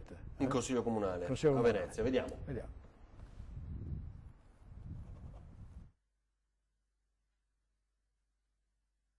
Buonasera. L'attenzione delle amministrazioni locali di tutta Italia sarà rivolta nei prossimi giorni al Veneto. Su iniziativa della nostra regione, in collaborazione con quella valdostana, sta infatti per aprirsi un ampio dibattito ai massimi livelli su uno dei punti cardine della vastissima e peculiare attività di regioni, province e comuni.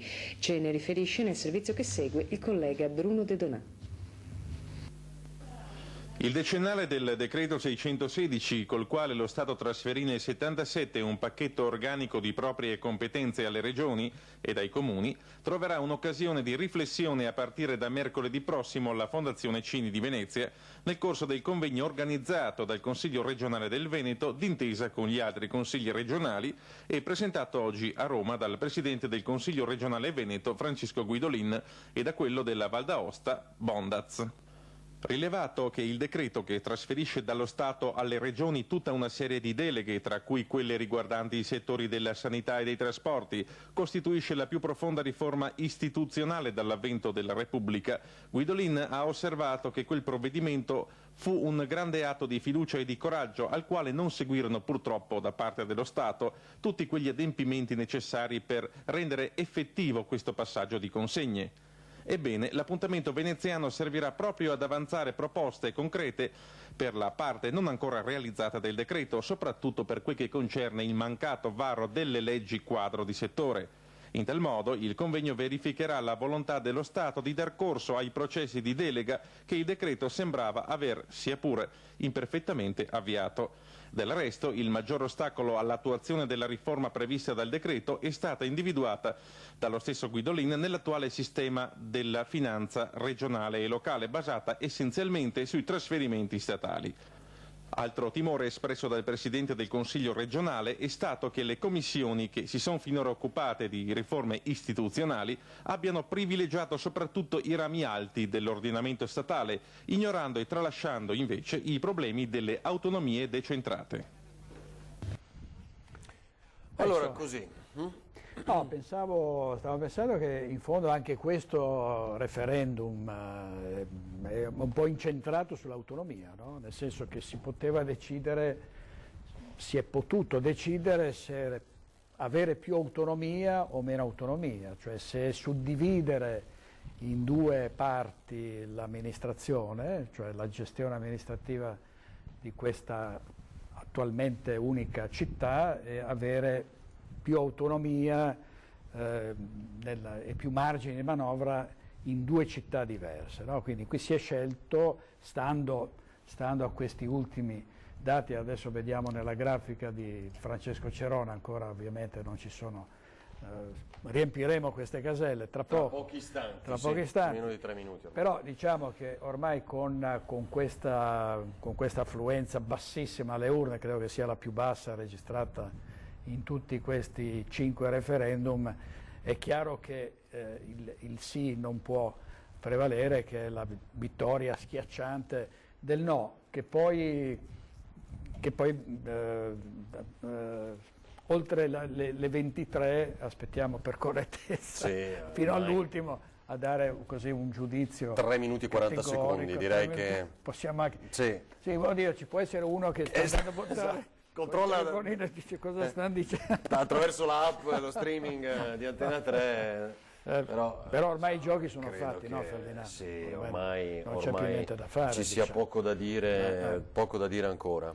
Senti, no, ecco, mi interessa sapere come la valuti questa astensione veramente da record. Secondo me ci sono due opzioni che tu hai sottolineato molto bene questa sera, cioè il fatto che probabilmente non si sapesse, per quanto tutti i telegiornali comunque dovessero, almeno i nostri, di quelli possiamo rispondere, dovessero dare equanime resoconto eccetera tutti i giorni, però in città mancava forse quel sentimento, sì. Anche se si pensava ultimamente, e dopo quello che è successo il 12 novembre, che in qualche maniera si fosse aumentata questa percezione di un'esigenza di esprimersi.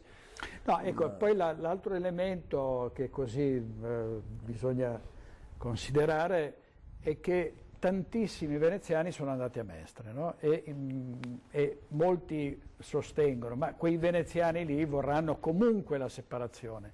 Però, nonostante ci sia stata molta gente che avesse detto ho sempre votato no, questa volta voterò sì.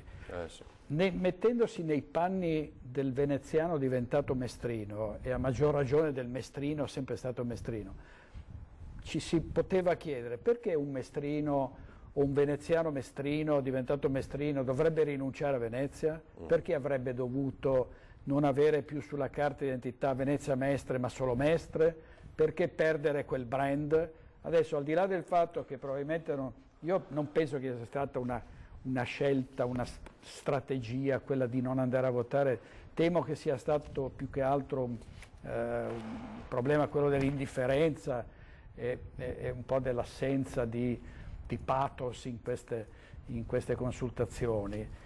Però di fatto era difficile prevedere che ci fosse un cambiamento totale nella percezione di un referendum che viene visto comunque come una diminuzione di chi sta a Mestre se avesse prevalso il sì. No? Sì, Cioè, adesso vediamo anche, possiamo farlo, dai, no? Una parte di quei dibattiti che tu hai seguito, moderato in prima persona, quindi sentendo il polso di quello che stava succedendo, forse ci siamo illusi di una partecipazione maggiore tutti quanti, no? Perché sembrava... A me quello che colpiva è che i veneziani, alcuni, no, fossero residenti a Venezia volendo il sì, no? Spingendo per il sì, quindi per la separazione. E uno dice, ma diventa un comune di 50.000 abitanti e diventa un comune forse meno potente, diventa tutto più piccolo, e invece puntavano sulla Venezia a statuto speciale, che è un bellissimo sogno. Ma forse... No, perché adesso, anche mettendosi nei panni dei veneziani che si sono sempre sentiti abbandonati in questi anni, adesso con Brugnaro, insomma, molti veneziani dicono ma si incomincia a intravedere qualcosa, ma i problemi rimangono, cioè i flussi turistici sono sempre quelli, il ticket è stato rinviato, per cui si è detto ma come dovevano partire l'anno scorso, adesso l'hanno rinviato a luglio, cosa stanno facendo? Gli alloggi e il ripopolamento di Venezia non è mai partito, rimane l'incompiuta delle grandi navi, dove, secondo il decreto Passera-Clini avrebbero dovuto spostarle già anni fa, sono ancora lì che passano, nonostante la De Micheli, nuovo ministro delle infrastrutture, abbia detto da aprile basta grandi navi nel canale della Giudecca, quindi davanti a questo immobilismo perdurante, tanti veneziani hanno detto diventa un comune più piccolo, perdiamo diciamo magari Mestre, però almeno ci gestiamo la città da soli, sui problemi che questa amministrazione non sa risolvere, allora facciamo un comune più piccolo e più forte e risolviamo i problemi. È un po' questo lo spirito di chi ha votato sì. Allora, ho intravisto Ilaria Marchiori con l'architetto Gramola, non so se siete pronti, quindi già dal comitato Una e Unica fateci sapere. Ecco, allora sì, Ilaria, possiamo sentire lei, poi a questo punto siamo liberi, 23:01, 10 secondi, direttore, quindi vediamo la prima reazione. Ilaria. Sì, eccoci qui, siamo pronti, ci troviamo qui nella sede di Una e Unica, che insomma, è uno dei comitati che è stato istituito per quanto riguarda il fronte del no. Insieme a me c'è il presidente Paolo Cuman e il portavoce Gianfranco Gramola. Innanzitutto un primo commento su questo esito, Presidente. Beh, intanto che questa non è una sede, è una cosa un po' improvvisata, siamo ospiti. Va bene, abbiamo detto che insomma non è importante, insomma ci si fa anche insomma con le proprie tasche. Esatto, ecco, quello che noi vogliamo dire soprattutto è che questa non la consideriamo assolutamente una vittoria dell'astensionismo, del concetto dell'astensione. La consideriamo una sconfitta per chi aveva un'idea piccola e antica di questa città, separata. Aveva un'idea di una città che non potrebbe decollare fatta com'è, e invece questa città è una città fatta di persone, di tradizioni, di storie che si sono fuse negli ultimi 100 anni in maniera particolare, ma che si sono fuse da secoli. Quindi questa città deve rimanere quella che è, una e unica. Ecco, però Cuman, qualcuno, insomma più di qualcuno, sostiene che questa invece sarebbe stata l'ultima vera opportunità per Venezia. Potrebbe essere stato l'ultimo disastro, più che l'ultima opportunità. Separata diventerebbero due città molto deboli, e poi veramente abbiamo bisogno l'uno dell'altro. Noi abbiamo bisogno della laguna come ne ha bisogno Venezia, solo insieme possiamo difenderla, perché questa città nasce sulla laguna. una parte dentro, una parte affacciata alla laguna, e solo assieme riusciremo a difenderla e difendere la ragione per cui questa città, Venezia, è nata. Questo, adesso se vogliamo anche un po' dirlo, è un po' anche il risultato del sindaco Brugnaro, che da subito ha invitato a non andare a votare. È sicuramente una delle persone che si è battuta per l'unione della città, come ci siamo battuti noi. I vincitori qua sono molti, e sono tutti i cittadini che non sono andati a votare, che hanno deciso di non votare, e tutti i cittadini che pur votando hanno votato no. Quindi qua i vincitori sono veramente tanti. Ilaria? Ecco, è appunto con Gianfranco Gramola che alla porta... Sì. Scusami, qui ovviamente l'abbiamo detto oggi, no? Già annunciano ricorsi, vogliono dire qualcosa? Dal comitato del Sì hanno fatto sapere questa come notizia, no? Per il quorum, l'avevamo detto anche più volte in queste settimane, una reazione? Sì, adesso ne parliamo. Adesso ne parliamo con il portavoce Gianfranco Gramola. Insomma, hanno già annunciato dei ricorsi, sappiamo che molti comitati del Sì hanno detto che si sarebbero rivolti al TAR per la questione del quorum. Voi questo come lo considerate? Cioè, che tipo di mossa è? Mamma mia. Dico mamma mia perché a un certo momento bisogna anche prendere atto che la popolazione della città ha detto praticamente: guardate che questa non è la soluzione che noi vogliamo, desideriamo, che noi vediamo migliore per il futuro dei nostri figli. Credo che fare un ricorso ha un significato meramente burocratico, ma non tiene conto ancora una volta del fatto che la stragrande maggioranza dei cittadini ha deciso di non recarsi nemmeno alle urne perché il quesito non era interessante. Sì, fondamentalmente questo, cioè fare il ricorso non avrebbe proprio senso, perché il ricorso riguardava soprattutto il raggiungimento del quorum o meno. Sì, ma voglio dire, sì, possiamo anche ragionare sul fatto che il quorum, non quorum, questo e quell'altro, ma quando ci si ritrova di fronte a quasi tutta la popolazione che ti dice: guarda, io di questo non ne voglio neanche sentir parlare, bisogna che anche i proponenti del Sì si rendano conto che non si può continuare per via amministrativa a risolvere le cose, occorre parlare con la gente, capire che cosa vogliono e capire anche quali sono le possibili soluzioni che interessano. Ecco, qui c'è stato un segnale forte soprattutto dalla terraferma. Sì, la terraferma sicuramente ha dato un segnale forte, ma voglio dire anche la città insulare non è che poi si sia dimostrata estremamente favorevole al quesito, tant'è che comunque rimaniamo abbondantemente sotto il 50%, cioè siamo sul 25%, per cui voglio dire, parliamo sempre di proporzioni incredibili a favore di altro. Ecco, io lo chiamerei, non è una vittoria, una sconfitta, ma la città ha bisogno di altro, ha bisogno di unità, ha bisogno di pensarci assieme, unendo le forze. Ecco, ora ovviamente, molto probabilmente da domani inizieranno insomma varie polemiche, una di queste sicuramente riguarderà i costi. Allora, i costi ci sono stati tutti, perché 5 referendum sono costati a tutti i cittadini della Regione Veneto, lo dico sempre, quasi 5 milioni di euro. Per quanto ci riguarda, noi siamo veramente stati bravissimi, nel senso che con pochissimi soldi raccolti tra di noi e ad una cena abbiamo fatto il minimo indispensabile, quello che potevamo. Sappiamo, perché è stato comunicato ufficialmente da uno dei proponenti del Sì, che il fronte del Sì ha impegnato delle cifre importanti. Ecco, io mi domando se a fronte di tutto questo noi dobbiamo ancora continuare a perseverare sempre sulla stessa strada, andando a fare un ricorso, investendo ancora soldi, facendo spendere soldi oltretutto ancora all'amministrazione pubblica, che dovrà eventualmente opporsi al ricorso. Cioè, questa è una strada senza fine, ma è veramente la strada che vogliono i cittadini? Io non credo che vogliano un cambiamento dei toni in cui ci si esprime, perché torniamo da voi tra pochissimo. È venuta fuori allora, in tante pochi occasioni, istanti, torniamo ancora da Gianfranco Gramola, diciamo, adesso ci colleghiamo anche con veramente, Filippo Fois, che invece ha raggiunto il comitato del Sì, nel salutare il direttore Pietratombale. Cioè, nel senso, sì, praticamente con questo risultato... in questo momento sì, direi, ecco, bisogna ricordare che il ricorso al TAR è già stato depositato, per cui è un percorso, non è che deve iniziare, sarà presentato il ricorso, è già stato presentato, e poi sarà importante valutare quanti sono i sì rispetto ai no, una volta finito lo sfoglio delle schede, lo scopriremo.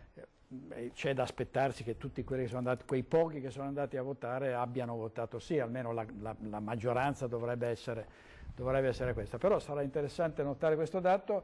Prima di salutarti, Ferdinando, vorrei dire che è una pagina importante della storia di Venezia di Mestre, il quinto referendum. È sconfortante, un po' davvero mortificante, direi, per questa città il fatto che rispetto alla possibilità che ci garantisce la Costituzione di poter andare a votare, non si vada a votare. Cioè, io trovo che chi anche propendeva e propende per il no avrebbe fatto bene ad andare a votare comunque, a dire la sua, perché questa è la manifestazione diretta delle nostre opinioni e delle nostre scelte. Quindi adesso avrai tra poco Maria Laura Faccin e Silvia Mimmo, e quindi immagino che avrete un bel dibattito. Ti ringrazio. Grazie a te, direttore, per aver raccontato la tua città. E quindi domani poi vedremo le ancora per poco, già che ci siamo, perché io, per la cronaca, visto che ne parliamo, io sono tra quelli che da Venezia si trasferiranno non per mia scelta, ma perché ci sono problemi, diciamo, legati alle questioni immobiliari, cioè uno è in affitto, se la proprietaria decide io non te l'ho mai voluto chiedere, però secondo me è una notizia. No, lo dico, cioè, perché fa testo, cioè io sono a Venezia da più di 20 anni, la proprietaria dell'appartamento in cui sono in affitto probabilmente vuole dividere questo grande appartamento in 3 piccoli appartamenti, posso pensare o presumere, per cui io prendo le valigie e vado a Treviso, dove se non altro non ho acque alte, non ho costi di trasferimenti, non ho spese particolari, e dove tanti sono andati a rifugiarsi, perché una cosa è certa, c'è chi ha in mente un piano molto preciso: svuotare del tutto Venezia dei suoi residenti e farne quello che è già una Disneyland, perché non è che diventerà una Disneyland come diceva profetizzava anche il patriarca Moraglia, è già una Disneyland, e credo che sia un destino tristissimo per una città straordinaria come Venezia. Chissà come invertire questa rotta, ma intanto resterà una. Grazie al direttore Luigi Baccialli, grazie davvero, direttore. Grazie a te. Allora, abbiamo pochi istanti di pubblicità, siamo entrati nel vivo, adesso cominceranno ad arrivare i dati, li vedremo qui grazie al lavoro di Francesco Ceron. Credo che Filippo Fois sia poi a Caffarsetti, ma adesso torniamo da lui come da Ilaria Marchiori, presenteremo gli ospiti, pochissimi istanti, vi aspettiamo.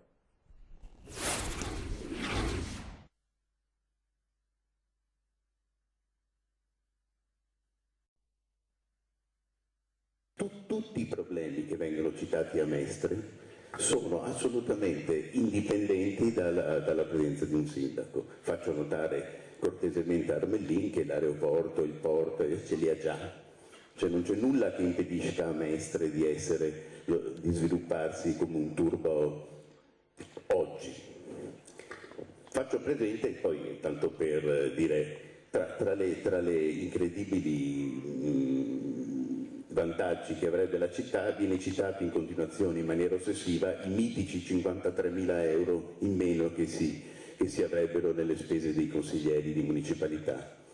A parte che non è vero, perché ce ne sarebbero molti di più per i funzionari comunali, ma qui parliamo di 53.000 euro, sono 3 ordini di grandezza meno dei milioni che ballano tra Tari, trasporto pubblico, Casino, che è una certa perdita di 16 milioni, però loro si preoccupano dei 53.000 euro. Allora, siamo ancora in diretta, così una parte dei vari dibattiti proprio moderati dal nostro direttore Baccialli nelle scorse settimane.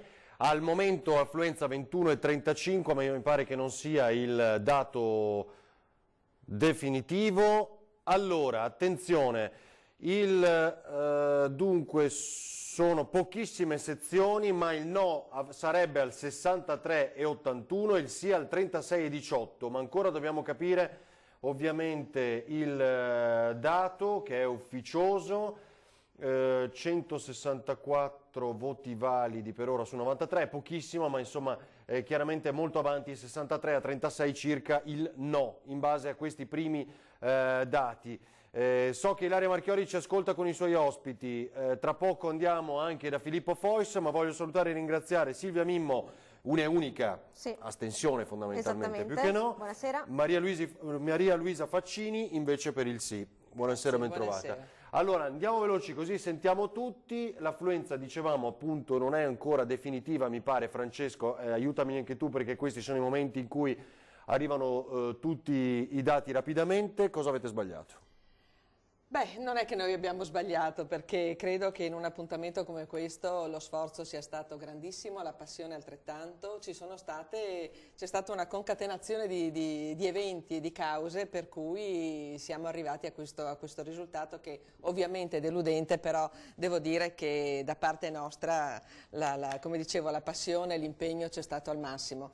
E se posso chiedere un attimo di tempo, vorrei ringraziare intanto tutti gli elettori che hanno votato sì, perché evidentemente hanno capito il nostro messaggio, le nostre motivazioni, e soprattutto poi le persone che hanno collaborato a questa avventura, quindi tutti i miei compagni di viaggio, sia di Mestre della Terraferma che anche di Venezia. Allora, prima di Silvia Mimmo vi leggo un messaggio cattivo, glielo dico subito. Alla diretta Facebook di Antena 3, sulla pagina Facebook di Antena 3, Patrizia scrive: non è stato un referendum ma una lotta di potere di persone che non hanno mai raggiunto figure apicali, dice, nei social i loro movimenti civetta.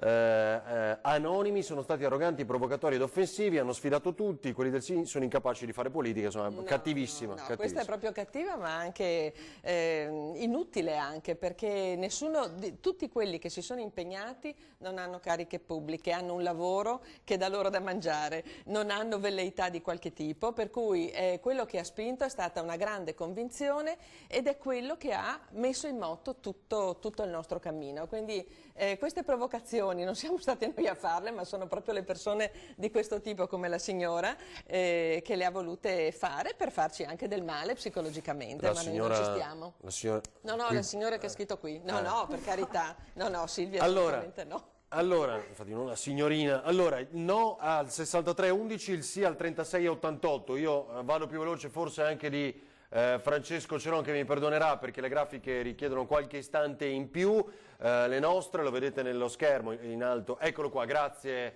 Francesco, tu hai dei dati diversi dai miei, il scrutinio, come mai 36, vabbè, 63,11 il no, 36,88 il sì. Allora, Silvia Mimmo, un flash, poi torniamo anche al vostro comitato, definiamolo così. Esatto, ovviamente come avete sentito prima Kuman parlare, che è il nostro presidente, questa non possiamo considerarla una vittoria sicuramente dell'astensione, ma dobbiamo dare atto che il quesito referendario non ha manifestato l'interesse che si aspettavano i promotori del sì. Mi incuriosisce molto, cioè non ha definito una vittoria dell'astensione, cioè, anche prima commentavamo come mai. Cioè... In che senso? Una vittoria dell'astensione è perché i cittadini hanno manifestato il loro disinteresse totale rispetto a questo quesito referendario, quindi non è tramite la separazione che si risolvono i problemi. Questo dibattito che è venuto soprattutto nell'ultimo mese è comunque stato, ritengo, fondamentale, in quanto sono comunque emersi molti problemi che la città ha, quindi questo va dato atto comunque ai promotori che i problemi sono venuti fuori e bisogna comunque dare una risposta a questi cittadini che bene o male hanno manifestato questo interesse nel migliorare eventualmente una situazione.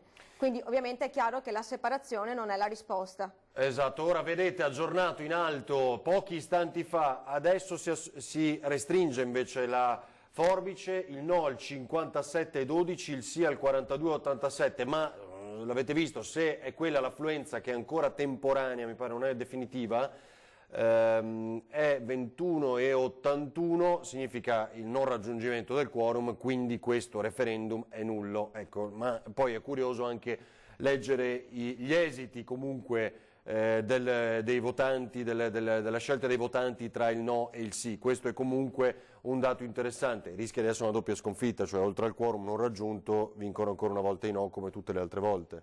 Allora, questa è stata un'avventura molto difficile, lo sapevamo tutti dall'inizio, ma appunto perché sapevamo quanto sarebbe stata difficile l'abbiamo fatta con molta determinazione. Certo che, come dicevo all'inizio, ci sono stati dei fattori che hanno contribuito anche a questo risultato. Allora, nel 2018 la Regione aveva indetto il referendum. Immediatamente l'amministrazione comunale ha fatto ricorso al TAR. Quindi, da quel momento fino a quando il TAR ha dato ragione all'amministrazione comunale, a quando i comitati autotassandosi hanno fatto ricorso al Consiglio di Stato e fino al momento dell'ultima decisione chiaramente le forze si sono un po' disperse, l'entusiasmo no, però chiaramente l'impegno non è stato più quello di prima. Nel momento invece in cui il Consiglio di Stato ha dato il consenso e ha detto che questo referendum si doveva fare perché aveva tutte le caratteristiche per essere celebrato, abbiamo avuto praticamente neanche 2 mesi per organizzare una campagna referendaria forte su tutto il territorio. Noi sappiamo che sono 260.000 persone e quindi abbiamo dovuto organizzarci. Naturalmente noi siamo partiti all'attacco, non di rimessa, perché di rimessa invece hanno giocato, diciamo così, i sostenitori del no o ancora di più quelli dell'astensione. Perché? Perché noi dovevamo convincere le persone delle nostre buone idee, per cui abbiamo dovuto agire su tutto il territorio con i nostri mezzi, perché noi, come ho sostenuto molte volte, al di là delle cose spiacevoli che si leggono e che sono sentite, ci siamo autotassati e abbiamo fatto un cammino di questo tipo. Allora, Ilaria, credo ci si possa collegare con Ilaria Marchiori. Maurizio scrive: i risultati parlano da soli, il sì non ha convinto perché ha dipinto la realtà di Mestre come il Bronx, che per fortuna non è, e perché per Venezia proponeva la formula magica dello statuto speciale. I problemi ci sono e come, ma la soluzione proposta era del tutto irreale, scrive Maurizio a commento della nostra diretta Facebook sulla pagina di Antena 3. Allora, Ilaria, cosa voleva dire Gramola? Stiamo brevi coi tempi appunto per dare spazio a più persone possibili, ma vorrei chiederti una cosa, prima di sentire il commento di Gianfranco Gramola: come si cala questo risultato sui prossimi mesi, quindi la corsa elettorale alla guida di Venezia? Ecco, ne stavamo parlando anche noi proprio poco fa, quindi può rispondere tranquillamente Gramola. Tra l'altro ormai manca pochissimo, mancava, mi dicevano, insomma, una sezione, dunque ormai ci dovremmo essere col risultato definitivo. Allora, intanto io saluto Maria Luisa e Silvia ovviamente, ricordando a Maria Luisa che comunque siamo ancora concittadini, quindi spero che riusciamo a lavorare assieme anche per il futuro di tutta la nostra città. Da un punto di vista politico io non ho molto da dire. Una Unica è un'associazione nata tra cittadini con background professionale e anche idee diverse dal punto di vista politico, e quindi diciamo che lasceremo a chi poi si intesta la battaglia e la proposta politica il compito di fare delle proposte per la città nei prossimi mesi.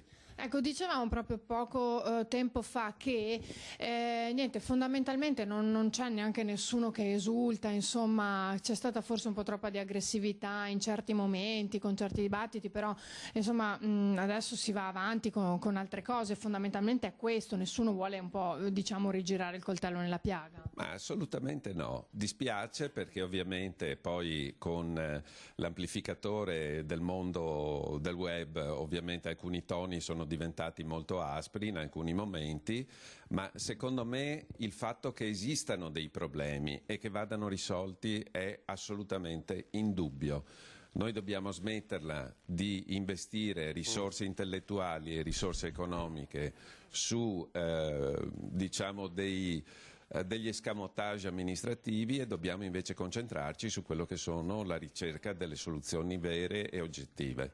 Allora, grazie Dunque Ilaria. tutto in linea con il fatto di rimanere uniti. Sì. Allora, grazie Ilaria, anche a Gianfranco Gramola, torniamo da voi tra pochissimo, ma siccome Filippo Fois ha degli ospiti che attendono da un po', ci spostiamo da lui anche per capire dove è finito, credo sempre in centro storico, anche se già definire centro storico, insomma, ci si arrabbia, no, è vero o no? E quindi devo stare Il attento. centro storico presuppone una periferia e quindi la periferia dovremmo essere noi, allora noi non l'accettiamo. Beh, vabbè, ho capito, però non è che periferia vuol dire Diciamo uguale Bronx, no, perché no, diciamo città centro d'acqua. storico ci sta, dai. vabbè, giustamente per Silvia Mimmo invece centro storico giusto. Allora, 21,73 mi dice Cristian Arboita è il dato definitivo dell'affluenza, quindi consegniamo alla storia l'affluenza peggiore mai registrata dei 5 referendum. dei 5 referendum. Perché nel 2003 avevamo avuto un 39,3%, però il no era stato del 65,3%. Quindi sì. Sì, più alto, ma comunque il quorum non raggiunto neanche nel 2003. Allora, vediamo adesso, se ho un ultimo aggiornamento, 52,9, quindi c'è un 53% circa il no, 47% i sì. Qui mi dice 27 sezioni su 256, il totale votanti per ora, totale votanti è quello, 44.887, così sono appunto i 21.000. Scusate, il 21,7% di affluenza che è rappresentato da questi 44.008. Abbiamo Filippo pronto, mi dite? Perfetto, con Marco Sitrano mi pare? Vai Filippo. Sì, eccoci qui. Dunque, allora, qua siamo vicino alla È un po' Fenice, buio. siamo naturalmente a Venezia. È un po' buio perché siamo in un locale, non so se riuscite a pensavo vedere dicessi bene. perché siamo Di insieme più al non possiamo sì che... fare, purtroppo.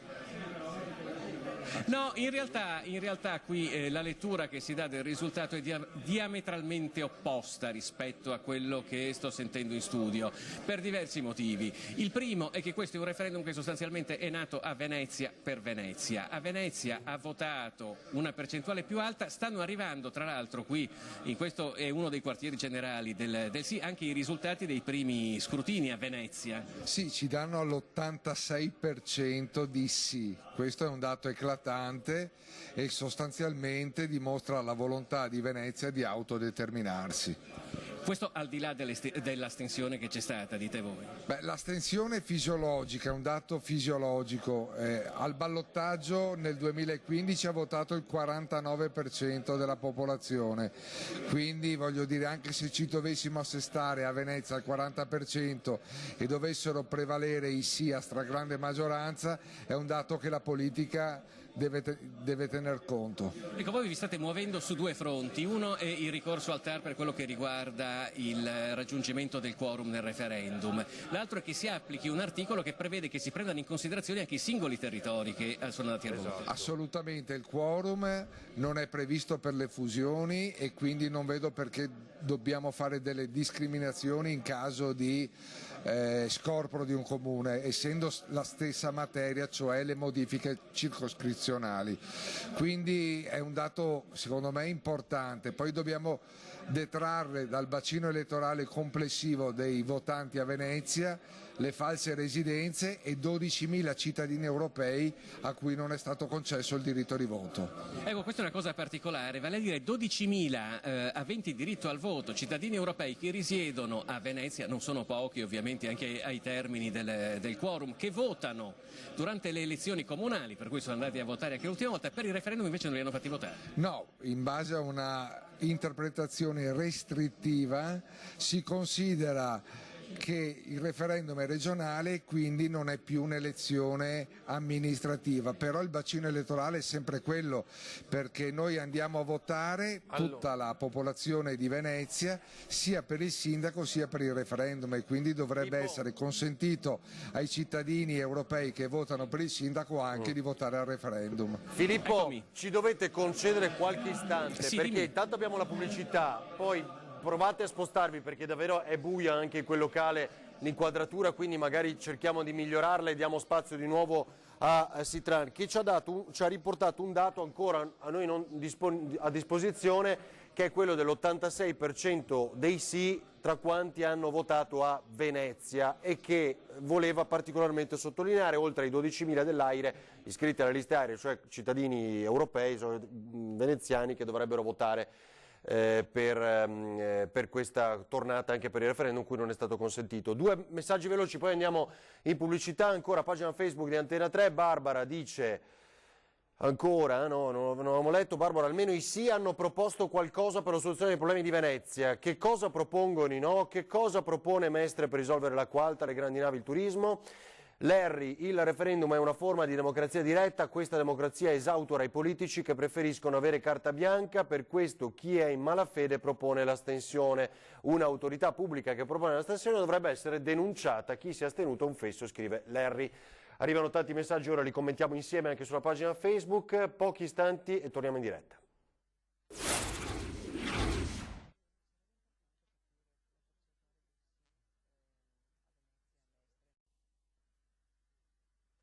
Da 40 anni dal primo referendum ha detto: guardatevi gli articoli del 79 che mi ha tirato fuori con dovizia di particolari Marco Sbroggiò, e mi ha fatto vedere le stesse cose che vengono dette oggi contro l'autonomia di Mestre di Venezia, sono le stesse da 40 anni. Ma sono le stesse da 40 anni che ci hanno impedito di dare 2 governi autonomi alle 2 città. Ma la politica che cosa deve fare? Deve rispondere alle esigenze dei cittadini, deve tutelare il benessere dei cittadini. Ma secondo voi, in questi decenni, con Venezia che viene assalita da un turismo mordi e fuggi giornaliero, da una Mestre che da 30 anni ha ucciso Porto Marghera, ha ucciso le attività industriali, ma non le ha uccise la città, la politica. Allora tutto questo ci fa riflettere e ci fa dire: se la politica deve rispondere alle esigenze e al benessere, forse non è un problema del sindaco, forse è un problema di struttura, di metodo. Allora, così Armellin, che sosteneva il sì, come sapete sostiene il sì. Vi do brevissimamente alcuni dati, abbiamo trovato quello del centro storico di Venezia. Per quanto riguarda l'affluenza, Venezia centro storico 32,6, Venezia estuario 27,94, Venezia terraferma 16,35. Vi ricordo che l'affluenza totale è 21,73. Ringrazio i tantissimi commenti. Tiziano ci fa anche resoconto di quanto è costato tutti i referendum, abbiamo detto un totale di 5 milioni quasi, esatto. Avevamo detto 4 milioni e 9 per correttezza, i 5 referendum sino ad adesso. Allora, Venezia centro storico, quel dato che ci ha riportato Sitran poco fa, dove i sì, vedete nella grafica, grazie, hanno raggiunto l'82,55%, lo aggiorno, 80 adesso, 85, 86, 80,6 quasi, e il 19,41 invece i no. Quindi dei 15.614 votanti, fino a questo momento, circa l'80% del centro storico di Venezia, qui così viene definito, ha votato sì. Quindi quelli che sono andati a votare alla stragrande maggioranza avrebbero scelto di lasciare Mestre. Non avevamo dubbi su questo, perché anche negli ultimi giorni, soprattutto dopo il problema dell'acqua granda numero 2, abbiamo avuto anche nel nostro infopoint molte persone che sono venute che erano ancora più esacerbate da questa situazione, per cui noi sapevamo che a Venezia avrebbe vinto sicuramente il sì, perché loro hanno delle esigenze talmente pressanti, talmente forti nei confronti dell'ottenimento di un'amministrazione che pensi solamente al problema di Venezia, che per noi era un dato scontato. Guardate intanto le immagini in diretta con Filippo Fois, stanno confabulando, visto che controllavano i dati, quello che ci ha detto appunto Sitran è vero e giusto, certo. Lo stiamo verificando proprio da quello che vediamo. Filippo, sì, chiedi la linea? Allora se ci sei Filippo, vai pure. Sì, esatto. Perché qui stanno iniziando ad arrivare, intanto avete visto che abbiamo ovviato brillantemente alla luce che prima mancava e adesso invece c'è, ecco, stanno iniziando ad arrivare anche dati che, per esempio da Burano come sta andando? Beh, Murano l'84% dei voti è per il sì. mi sembra un dato eclatante ed è la prima volta in 50 anni che Venezia Insulare vota decisamente per il sì. La mancata affluenza prevista per me non è un problema perché vota. Chi vuole andare a votare vota, chi non va a votare non conta, quindi il quorum non esiste dal nostro punto di vista e quindi decideranno i voti validamente espressi. Venezia non aveva mai vinto il sì? Mai in 50 anni, quindi se il dato verrà confermato siamo tra il 70 e l'80% di votanti per il sì, mi sembra... Anche perché qui stanno continuando ad affluire dati dai vari osservatori di lista che avete in giro. Assolutamente, quindi stiamo solo crescendo, ripeto, conta chi vota, chi non vota non conta. Ok, perfetto, questi sono intanto i primi aggiornamenti per quello che riguarda Filippo, il voto di restate Venezia. collegati, se puoi passare l'auricolare anche a Sitran. Volevo sentire il commento di Silvia Mimmo su questo. Sì, allora, sicuramente i dati che sono emersi per il Venezia Centro Storico sono dei dati che devono essere ovviamente considerati anche dall'amministrazione, sicuramente anche quella attuale. Però io vorrei considerare che non è vero che chi non è andato a votare non conta, perché anche chi non è andato a votare ha fatto una scelta, sicuramente, indipendentemente dalla percentuale di astensionisti che magari non vanno perché non ne sono a conoscenza, che secondo me a Venezia sicuramente saranno stati sicuramente pochi. Comunque io vorrei anche dire che noi parliamo solamente di Venezia, ma il referendum è stato fatto anche a Mestre, quindi io devo considerare anche quello che vuole Mestre, perché comunque attualmente il comune è lo stesso, quindi ok considerare i dati di Venezia, però cerchiamo di capire anche Mestre qual è il sentimento. Quindi... Filippo, hai abdicato al tuo ruolo, ti vedo. Ah no, perché ha passato l'auricolare, ho capito, e anche il microfono. Prego, Sitran. Sì. No, a me sembra che il cavallino si sia staccato senza che il resto della popolazione del comune votasse. Non credo che noi per autodeterminarci come Venezia Insulare dobbiamo dipendere dai mestrini. Allora, Mestre e Venezia sono due città diverse. Chi dice che sono la stessa cosa mente sapendo di mentire. Quindi bando all'ipocrisia, alle ciance, guardiamo a Venezia, ai residenti di Venezia che hanno manifestato con grande convinzione la voglia di capito, Sitran, cioè lei dice chi ha votato sì, chi non vota non conta. Qui le scrivono, Roberto via Facebook, le scrivono quello che lei dice è illegale. Devo dire un'altra cosa, il bacino elettorale di Venezia non tiene conto di 12.000 cittadini europei che risiedono a Venezia, votano per il sindaco ma gli è stato impedire di votare per questo referendum. Ma anche Poi se ci sono una votato tutti e serie 12.000 enorme di falsi residenti. Perché sono cittadini elettivi, avrebbero votato sicuramente sì, perché i cittadini elettivi sono i più consapevoli e la qualità è più alta da tutti i punti di vista. Poi ci sono decine di migliaia di falsi residenti che sono qua solamente per avere il bed and breakfast e per apparire come titolari di affittanze turistiche, anche quelli non sono stati presi in considerazione. Poi se valutiamo che al ballottaggio, ribadisco, alle precedenti amministrazioni ha votato meno della maggioranza degli aventi diritto, direi che insomma siamo in linea con il ballottaggio del 2015 e valgono i voti validamente espressi. Allora aspetti, Sitran, che intanto sono calate le tenebre, mi perdoni ma è buio, purtroppo non la vediamo. Sono calate le tenebre, è buio. Ecco qua. No. Me lo prendo anch'io. Scusa, sono calate le tenebre, ma perché purtroppo ci ha abbandonato il faro che eravamo riusciti a trovare. Era un faro del no, quindi. Vabbè, allora, aspettate. Era un oscurantismo. Era un oscurantista. Sì. Allora, aspetti, Venezia, qua dico... Allora, Venezia, centro storico, ha votato meno di un cittadino su 3. In terraferma 1 su 6, quindi per Sitran il popolo ha deciso. Contento Sitran, scrivono. Una separazione costruttiva, ancora Francesco. No, il popolo ha deciso per Venezia. Mestre è purtroppo in cerca di autori. È stata cancellata un'identità nel 1926 e sicuramente l'influenza di questo sindaco prepotente e diciamo molto lusinghiero è prevalsa in terraferma. A Venezia c'è un'identità storica che non viene scalfita. Ma certo, allora Sitran, adesso non voglio togliere il lavoro a Silvia Mimmo, però per lo stesso ragionamento, se non guardiamo al quorum, non ne teniamo conto, avesse votato una sola persona a Venezia, avesse votato sì, allora per voi significava che Venezia voleva la separazione. Cioè, queste sono Guardi, le regole che ci sono quando state uno va alle date. elezioni politiche vengono valutati i voti che sono stati espressi. I voti espressi danno ragione a Venezia alla grande.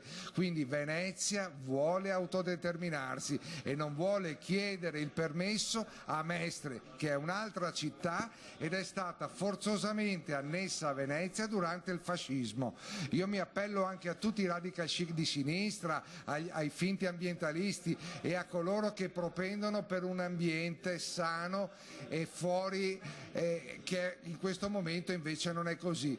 Veneziani quelli che sono andati a votare sono coloro che contano e a stragrande maggioranza vogliono l'autodeterminazione. Aspetti Sitran, intanto prepariamo anche il collegamento con Ilaria Marchiori. Silvia Mimmo ancora? No, io credo che Sitran si stia un attimo giocando con i numeri un po' a suo piacimento, perché per quanto mi riguarda per avere la separazione doveva comunque raggiungere il quorum, queste erano le regole, poi possiamo fare tutti i ragionamenti del caso. Ma chi l'ha detto? Ma per le fusioni la stessa legge regionale non prevede il quorum. È una fusione? Ma la fusione è una modifica circoscrizionale come lo scorporo di un comune. Vabbè, ma andate avanti non con si i ricorsi e poi vediamo. Fare di due. Cioè non possiamo ogni volta Ma non è i ricorsi, è siamo comunque al quinto illegittimità. referendum. Zaia cerca di capire che Venezia deve essere salvata e non si deve chiedere ai mestrini se vogliono salvare Venezia, ma ai veneziani. Vergogna! Chiaro Sitran, è chiarissimo, dopodiché c'è anche una lettura politica partitica, no? Perché Filippo ha citato il governatore Luca Zaia, bisogna capire, adesso stiamo raggiungendo anche i leghisti a Venezia con il commissario, a Mestre con il commissario, vediamo che cosa ci dirà. Ci dai un tuo giudizio, Filippo, una tua valutazione? Ma diciamo che effettivamente c'è stato questo cambiamento di marcia a Venezia, nel senso che è una città che aveva sempre votato per il no e che questa volta ha votato sì. Obiettivamente ci si aspettava una partecipazione lievemente maggiore rispetto a quella che dopo si è vista. È vero che a Venezia hanno votato più persone e più persone sono state sensibili a questo quesito rispetto a quello che si è rivelato a Mestre. Poi naturalmente è vero, come diceva Sitran, che qui si vive una situazione molto particolare, vale a dire si conta su un'astensione fisiologica che è già abbastanza alta, attorno al 30%, ci sono questi problemi, vale a dire di gente che ha la residenza qua ma qua non ci sta, e anche ad altri referendum effettivamente qui l'affluenza era stata addirittura più bassa di quella che si è registrata oggi. Allora, grazie a Filippo Foiz, adesso raggiungiamo invece Ilaria Marchiori. Maria Laura Faccini? Sì. Allora, vi faccio rivedere quel dato, mi perdoni, 82, benissimo. Adesso vediamo Venezia centro storico, 82, il sì ha vinto l'82,46, il no 17,53, ma vi ripeto ancora una volta il quorum non è stato raggiunto perché siamo a 21,73 totale, quindi discutiamo di qualcosa sul quale c'è un ricorso, sappiamo bene, però insomma, vedremo. No, il discorso, riallacciandomi al discorso appunto di Marco Sitran, che è vero quello che lui dice, perché Venezia, io la chiamo città d'acqua, ha un sindaco che è deciso da Mestre, quindi credo che chiunque che ha dei problemi e che si trovi un sindaco che viene deciso da persone che sono molto di più e che non vivono gli stessi problemi che vivono invece questi veneziani, i veneziani, e io è da 10 anni che lavoro in modo concreto, in modo appassionato in un ente pubblico a Venezia, non possano accettare una situazione di questo genere. Quindi lui ha perfettamente ragione quando dice che Venezia e Mestre sono due città, due entità assolutamente diverse. Nessuno ha contestato questo, però siccome noi veniamo da decenni di amministrazione durante la quale questi travolgimenti e queste soluzioni non sono state trovate, e anche adesso, nonostante un'amministrazione che ha sicuramente fatto qualcosa, tantissimi problemi e molto grossi persistono, Noi siamo sempre comunque convinti che le due città abbiano bisogno di due amministrazioni separate nel senso di autonome con autodeterminazione per poter far star meglio tutti. Questa è una cosa che nessun altro potrà toglierci. Allora, aspetti perché questo è un dato interessante, poi ce lo lasci Francis e poi andiamo da Ilaria se è pronta, referendum separazione. Dunque, chiaro, il dato non è definitivo, vedo una marea di commenti anche sulla nostra pagina Facebook, abbiate pazienza. Dunque, Venezia Murano vince il sì con l'82,3 e il 17,7 il no. Lido Pellestrina 84,8, invece i no sono 15,2. Favaro Veneto si inverte la tendenza, 44 i sì, 55,9 i no. Mestre Carpenedo 49,7 i sì, 50 sostanziale parità fino ad adesso, 50,3 i no. Chirignago Zellarino sì 47,8, no 52,2, Marghera 37,1 il sì, no 62,9. Mestre a non volere... Mestre ha subito molte mortificazioni eppure dice di no. Dice di no, però io troverei non tanto la motivazione sui no che ci sono stati, ma sul fatto delle persone che non sono andate a votare, perché come avevo accennato prima, noi abbiamo avuto quasi 2 mesi soltanto per fare una campagna elettorale in modo attivo e abbiamo trovato terra bruciata perché dal giorno dopo che il Consiglio di Stato ha detto che si poteva celebrare questo referendum, abbiamo avuto dai vertici della nostra amministrazione l'indicazione a non andare a votare e naturalmente siccome questa amministrazione ha avuto il coraggio, ha avuto la capacità di fare delle cose, probabilmente è riuscita anche a convincere moltissimi cittadini a seguire le proprie indicazioni. Ma non solo questo, c'è stata data pochissima possibilità per fare informazione e anche ultimamente, per esempio, i cartelloni che il Comune doveva mettere in grande quantità, seguito, erano pochi, erano pochissimi, allora, messi in posti nascosti. Noi c'eravamo e siamo gli unici anche stasera, voilà. Quindi alla fine, allora, e così mi confermano gli unici a raccontare ancora una volta al servizio pubblico quello che sta succedendo. Francis, ci fai vedere, Tony, scusami, Roberto Durigon, ci fate vedere la mappa del voto, eccola qua. Fino a questo momento, no? Come ha votato Venezia, come ha votato la terraferma eccetera eccetera, le isole, vedete il sì prevalente in verde, il no invece le zone rosse che vedete in questa mappa molto chiara che è in evoluzione. Vediamo se ora si aggiorna, mi pare di no, ma piano piano insomma cambierà ovviamente. Vediamo un altro commento. La colpa è sempre degli elettori che non vi hanno capito, bel rispetto dei cittadini, scrive Roberto. Cristina, no signori veneziani che vivono a Mestre hanno detto no, scrive, insomma, questo poi non possiamo rispondere per chi non sappiamo. Roberto ancora, no, Pietro, Sitran, se mia nonna avesse avuto le ruote, vabbè insomma è un po' il commento che facevamo prima, anche provocatorio in risposta alla provocazione di Sitran. C'è Ilaria o no? Mi fate capire? No, allora aspettiamo ancora qualche istante. Io immagino che domani, eccolo qua, questo è il totale invece, affluenza 21,73, il sì... Totale. Come il sì 61,8, no ragazzi? Non credo proprio. Allora, no, c'è un errore. No, il totale non ha vinto... No, aspettate. Che cos'era quello, Venezia? Allora, adesso trovo l'intero comune, eccolo qua, risultati, no, il sì a 61,8, ah sì, e quindi, ah sì, hai ragione, grazie, scusami, poca fiducia, chiedo scusa, invece sì, allora il sì ha vinto al 61,8, il no al 38,2 invece ha vinto, cioè avrebbe vinto, in questo caso sì, ma siccome non c'è neanche un avrebbe vinto, allora il sì è al 61,8, il no al 38,2, ma l'affluenza al 21,73 e quindi comunque, ripeto, non è valido, ma sono 145 sezioni su 256. Grazie, scusate, ma si è invertito e di molto rispetto ai primi dati che avevamo visto a inizio scrutinio. Maria Laura Faccini e poi Silvia Mimmo. Vorrei su questo. rispondere a quella signora che che ha scritto a proposito del rispetto dei cittadini e che a Mestre ha vinto il no. Per decenni i sindaci sono stati veneziani, dice Fabrizio, lo vogliamo dire? Certo. No, io direi una cosa in modo sostanziale. Noi del comitato, del coordinamento, soprattutto quello di Mestre, ha proprio badato a seguire, a informare nel modo più completo i cittadini della terraferma. Quindi per noi non è mai stata Mestre, è stata Mestre, Marghera, Chirignago, Zelarino, Tessera, Favaro, eccetera. E noi l'abbiamo fatto nel modo più completo possibile. Abbiamo cercato di dare dati, abbiamo cercato anche di confutare invece i dati piuttosto, oserei dire, intimidatori che sono usciti da qualche persona del comune e che hanno anche in questo caso fatto propendere verso il no.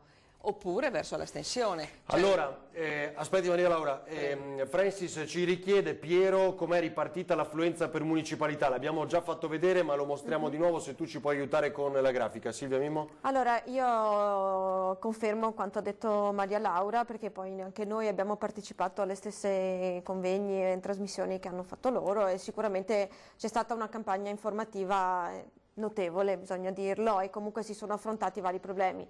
È chiaro che su questi problemi che si sono affrontati bisogna dare una risposta a quel 61% di sì. È chiaro che questo è un dato sicuramente rilevante, ovviamente anche in mancanza di raggiungimento di quorum. Di fatto è la prima volta nella storia in cui vince il sì. Infatti questo deve essere comunque considerato assolutamente, e quindi sicuramente i problemi che sono nati e sono stati affrontati in questo periodo bisogna affrontarli. Sicuramente uno dei principali problemi che io ho ascoltato anche parlando con le persone in piazza o durante nei convegni è la mancanza di vicinanza dell'amministrazione al cittadino, quindi questo praticamente è un po' allontanamento dell'amministrazione, è un po' dovuto al fatto che c'è stato uno svuotamento progressivo delle municipalità, ha sicuramente influito su questo diciamo malessere, forse è uno degli elementi principali che al di là di tutti i conti pro sì e pro no e tutti questi conteggi che alla fine erano anche a un certo punto relativi, perché è chiaro che le due città comunque alla fine garantivano un risparmio da una parte e magari un aggravio di costi dall'altra, quindi diciamo che c'era la complementarietà. Quello che sicuramente è risultato importante appunto è che il cittadino non si sente diciamo rappresentato o seguito nelle varie problematiche che sono quotidiane ormai. Quindi bisogna comunque dare una risposta a questo. Allora, scusi Maria Laura, dunque intanto vorrei che riepilogassimo, ora lo cambiamo anche nel titolo perché sia chiaro a tutti quelli che stanno seguendo l'edizione straordinaria, stiamo consegnando alla storia i risultati del quinto referendum, che vi ricordo è nullo perché non è stato raggiunto il quorum, anche se avete sentito i comitati del sì pronti alla pugna, alla battaglia, perché ritengono che chi ha votato e con una tale nettezza il sì debba avere comunque voce, 80%, avete visto queste percentuali in centro storico, il sì, tant'è che tira il risultato. Per la prima volta, per la seconda volta nella storia non si raggiunge il quorum con questo quinto referendum, ma per la prima volta nella storia vince il sì, anche se vi ripeto ancora una volta non è valido. C'è Ilaria Marchiori? No. Aspettiamo ancora? No. E che cosa aspettiamo? Colleghiamoci perché sennò so che sta attendendo l'ospite, ma almeno ci colleghiamo e vediamo di capire dove è finita. Maria Laura, vuole aggiungere? Vorrei aggiungere qualcosa a quello che ha detto Silvia. A proposito delle necessità dei cittadini, in questo momento parlo di Mestre della terraferma.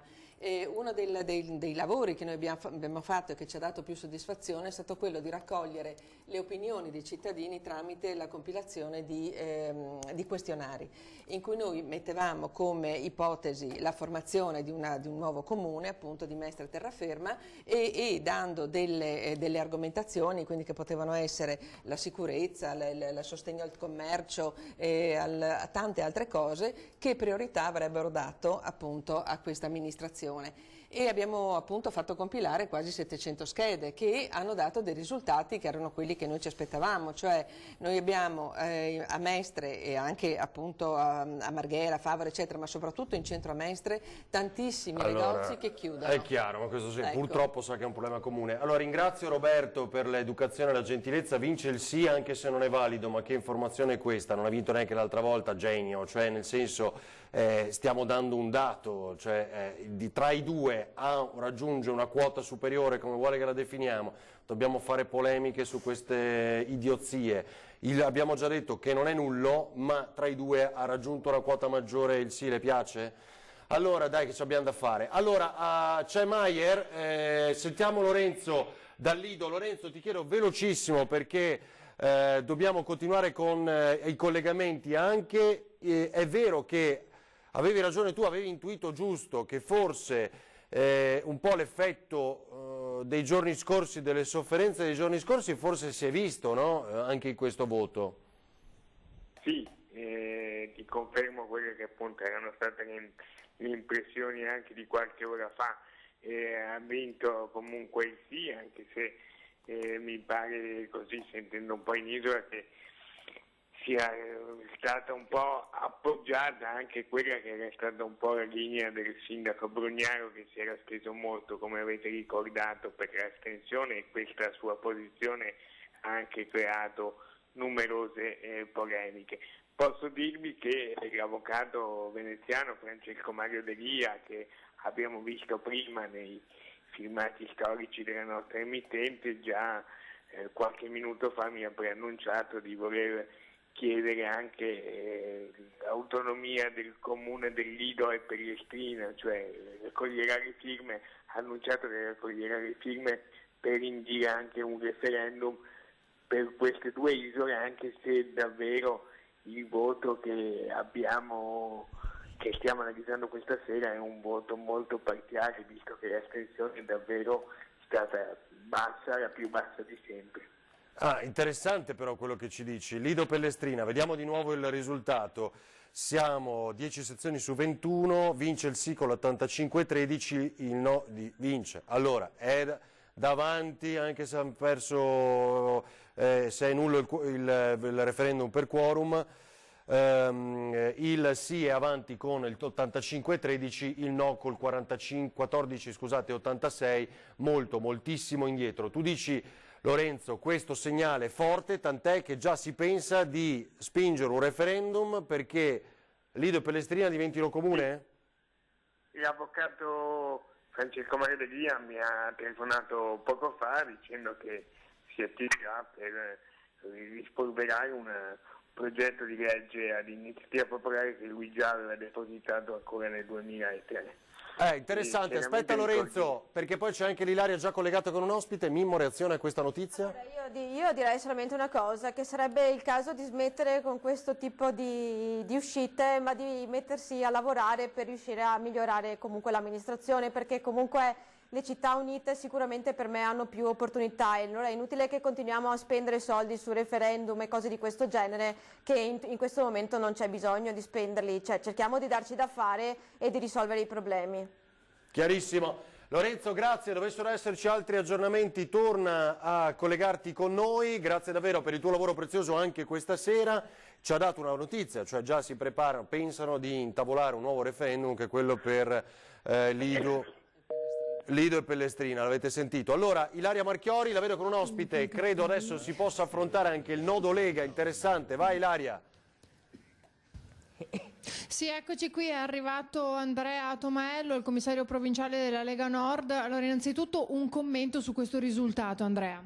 Ma diciamo che praticamente il risultato è abbastanza definitivo, i sì hanno vinto, anche se l'affluenza è stata molto bassa, oserei dire inaspettatamente bassa.